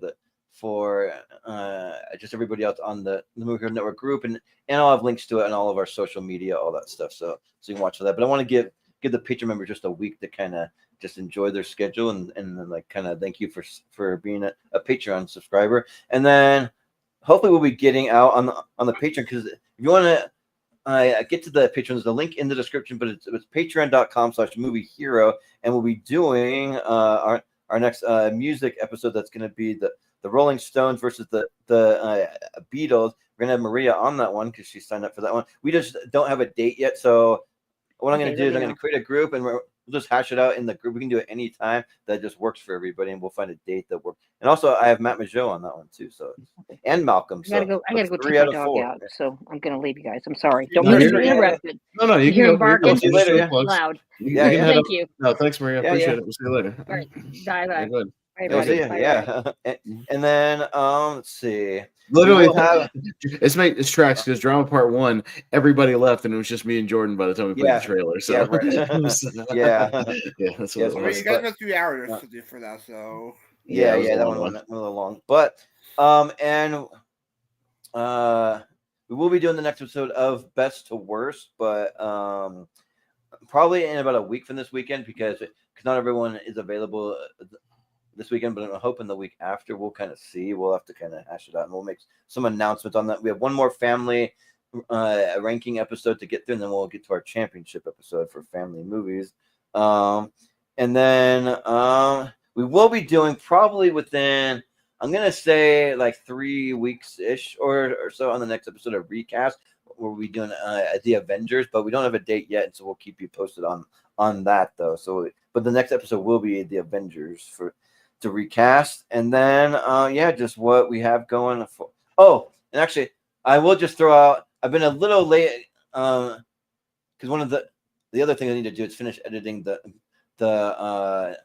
episode of my other podcast on a different channel. I've got questions about that, and it'll be me and my sister talking about conspiracy theories and talking about like the Clintons and Epstein and P. Diddy and R. Kelly and like all these celebrities that have been in scandals in Hollywood. And we even talk about some of the ones that are probably not as true, but we talk about like Tom Hanks and like Steven Spielberg and weird things that people think about those guys that have been said and stuff. And then like Avicii, there's a thing about him coming out with stuff. So yeah, you can watch that. And we talk about the moon landing. Was it real or fake? So hopefully that'll be out in the next day or two. I really hope, because the editing always takes me longer than anything to do. So it just takes a little extra, because I don't have a dedicated editor yet, which I hope to get sometime. But and then the next episode, though, I've been in talks with my mom's cousin. We're going to talk about the Jehovah's Witness Church and all the conspiracies about the Jehovah's Witnesses, and like why their church buildings don't have any windows, and why only 144,000 people get to go to heaven, and why don't they celebrate holidays and all that stuff. So that'll be pretty interesting, because I've got questions about that. It's on its own channel, and it also is not movie related really much at all, but I mean, we might touch on it from time to time, but for the most part not. And then I think later this month I'm also going to have Wolf on to because it is Pride Month. We're going to talk about some LGBTQ stuff just to kind of keep current with Pride Month, and he's going to talk about his experiences and maybe get a little personal because he agreed to kind of do some of that stuff. So it should be kind of an interesting episode. But and then just what we have for tournament fights and tier rankers. I mean, next week we got part 3 we're going to do for the best drama. And I just spotted another mystery series. crossover I missed. I need to replace the Last Picture Show, so I'll find something. Oh, it's on there. Okay. I might replace it with Paper Moon because that's another Bogdanovich movie from around the same time. I'll throw it in there. And that movie's great. I just watched that for the first time for our family thing because Wolf put it on the family episode. But yeah, I mean it's borderline, but yeah. So we're gonna have part 3, but then we're gonna take a little break for the best dad movies just because we want to get it just right around Father's Day, and then it's kind of a crime comedy drama. So it's enough. Yeah, I'll throw it in there. So I'm looking over the list of the stuff I pulled already. I'm like, oh yeah, that's another one. So I'll put Paper Moon in there. Huh. But then the next week we'll be getting to Matt Majot's 128, his favorite movies, and that'll be a 3-part series. So Monday, Wednesday, Friday, and then we'll get back into the part 4, the drama series, and that'll be the part 4 and the championship all in one week. And then we'll be getting back into our next tier ranker series, which will be best movies that start with the letter B. We're doing the alphabet series. So we did the A ones. Now we're on to B. And we'll be off for 4th of July because that is a big holiday here. So that week we'll only have one episode. But then we'll get into the 1993 ladder series. So we're finally getting back to more ladder series. I'm kind of alternating where probably every other month now or so, we're going to do a mystery series and then a ladder series. We'll kind of alternate because we don't want to overdo it. But eventually the mystery series is going to run out eventually, but the ladder series will just keep going and going forever as long as there's years of movies, So yeah, but and then I'm going to do one that'll be fun for the halfway point of the decade. I'm going to be doing my top 64 movies at the halfway point of the decade. I've already got my list done and made, so I'm going to do that, and then at the end of the decade for in 5 more years I'll do a top 128. So but I'm going to wait to the end of the decade to do that, and then we'll be doing since Brian's here, we have his top 64 TV shows on the schedule, so that'll be in July as well. July 18th is when it is, and then we get into Jonathan Caro's top 128. He has one on the schedule also. So that's kind of just a little preview of what we have going on here. And yeah, that's going to do it for us tonight, though. So this was a lot of fun. And yeah, and also if you go hit up, I just posted on my Facebook even more fun crossover animation graphics that I make. I didn't put them all up, so you can see some extra ones over on my Facebook, and maybe just tell me what your favorite ones are, because they're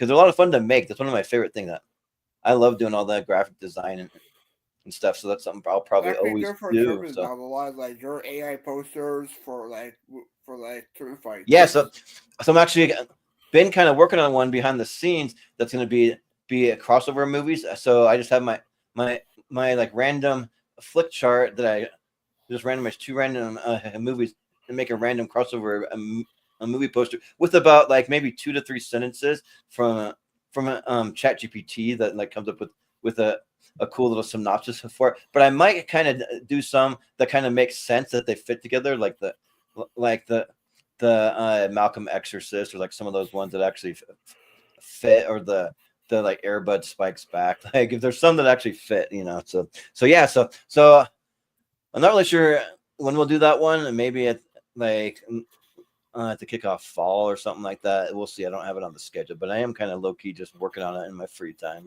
So yeah, but that will do it for us tonight. So we'll say for Matt Majot, for Maria Hammon, for Malcolm Lay, for Brian Nussbaum, for Austin Pez Howell, I've been Jordan, the movie hero Anderson, and we'll see you next time.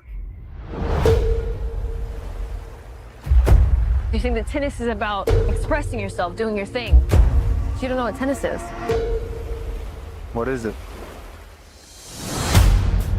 Tashi Duncan, she's in another league. You were incredible today. To have a fashion line, a foundation, it's gonna turn a whole family into millionaires. What are you gonna do now? Unfortunately, my only skill in life is hitting a ball with a racket. I want you to be my coach. I want you to be my coach. How often does this happen? Going after the same girl? Come here. Which one of us?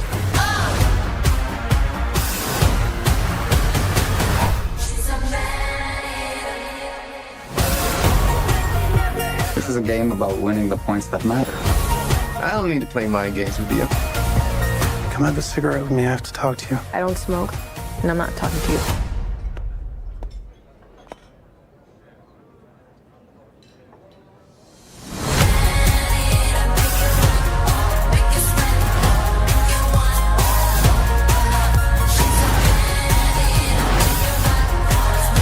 He's not in love with you.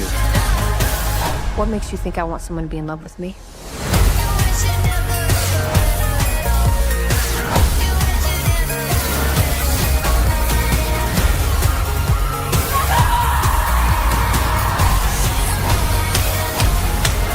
Hey, I love you. I know.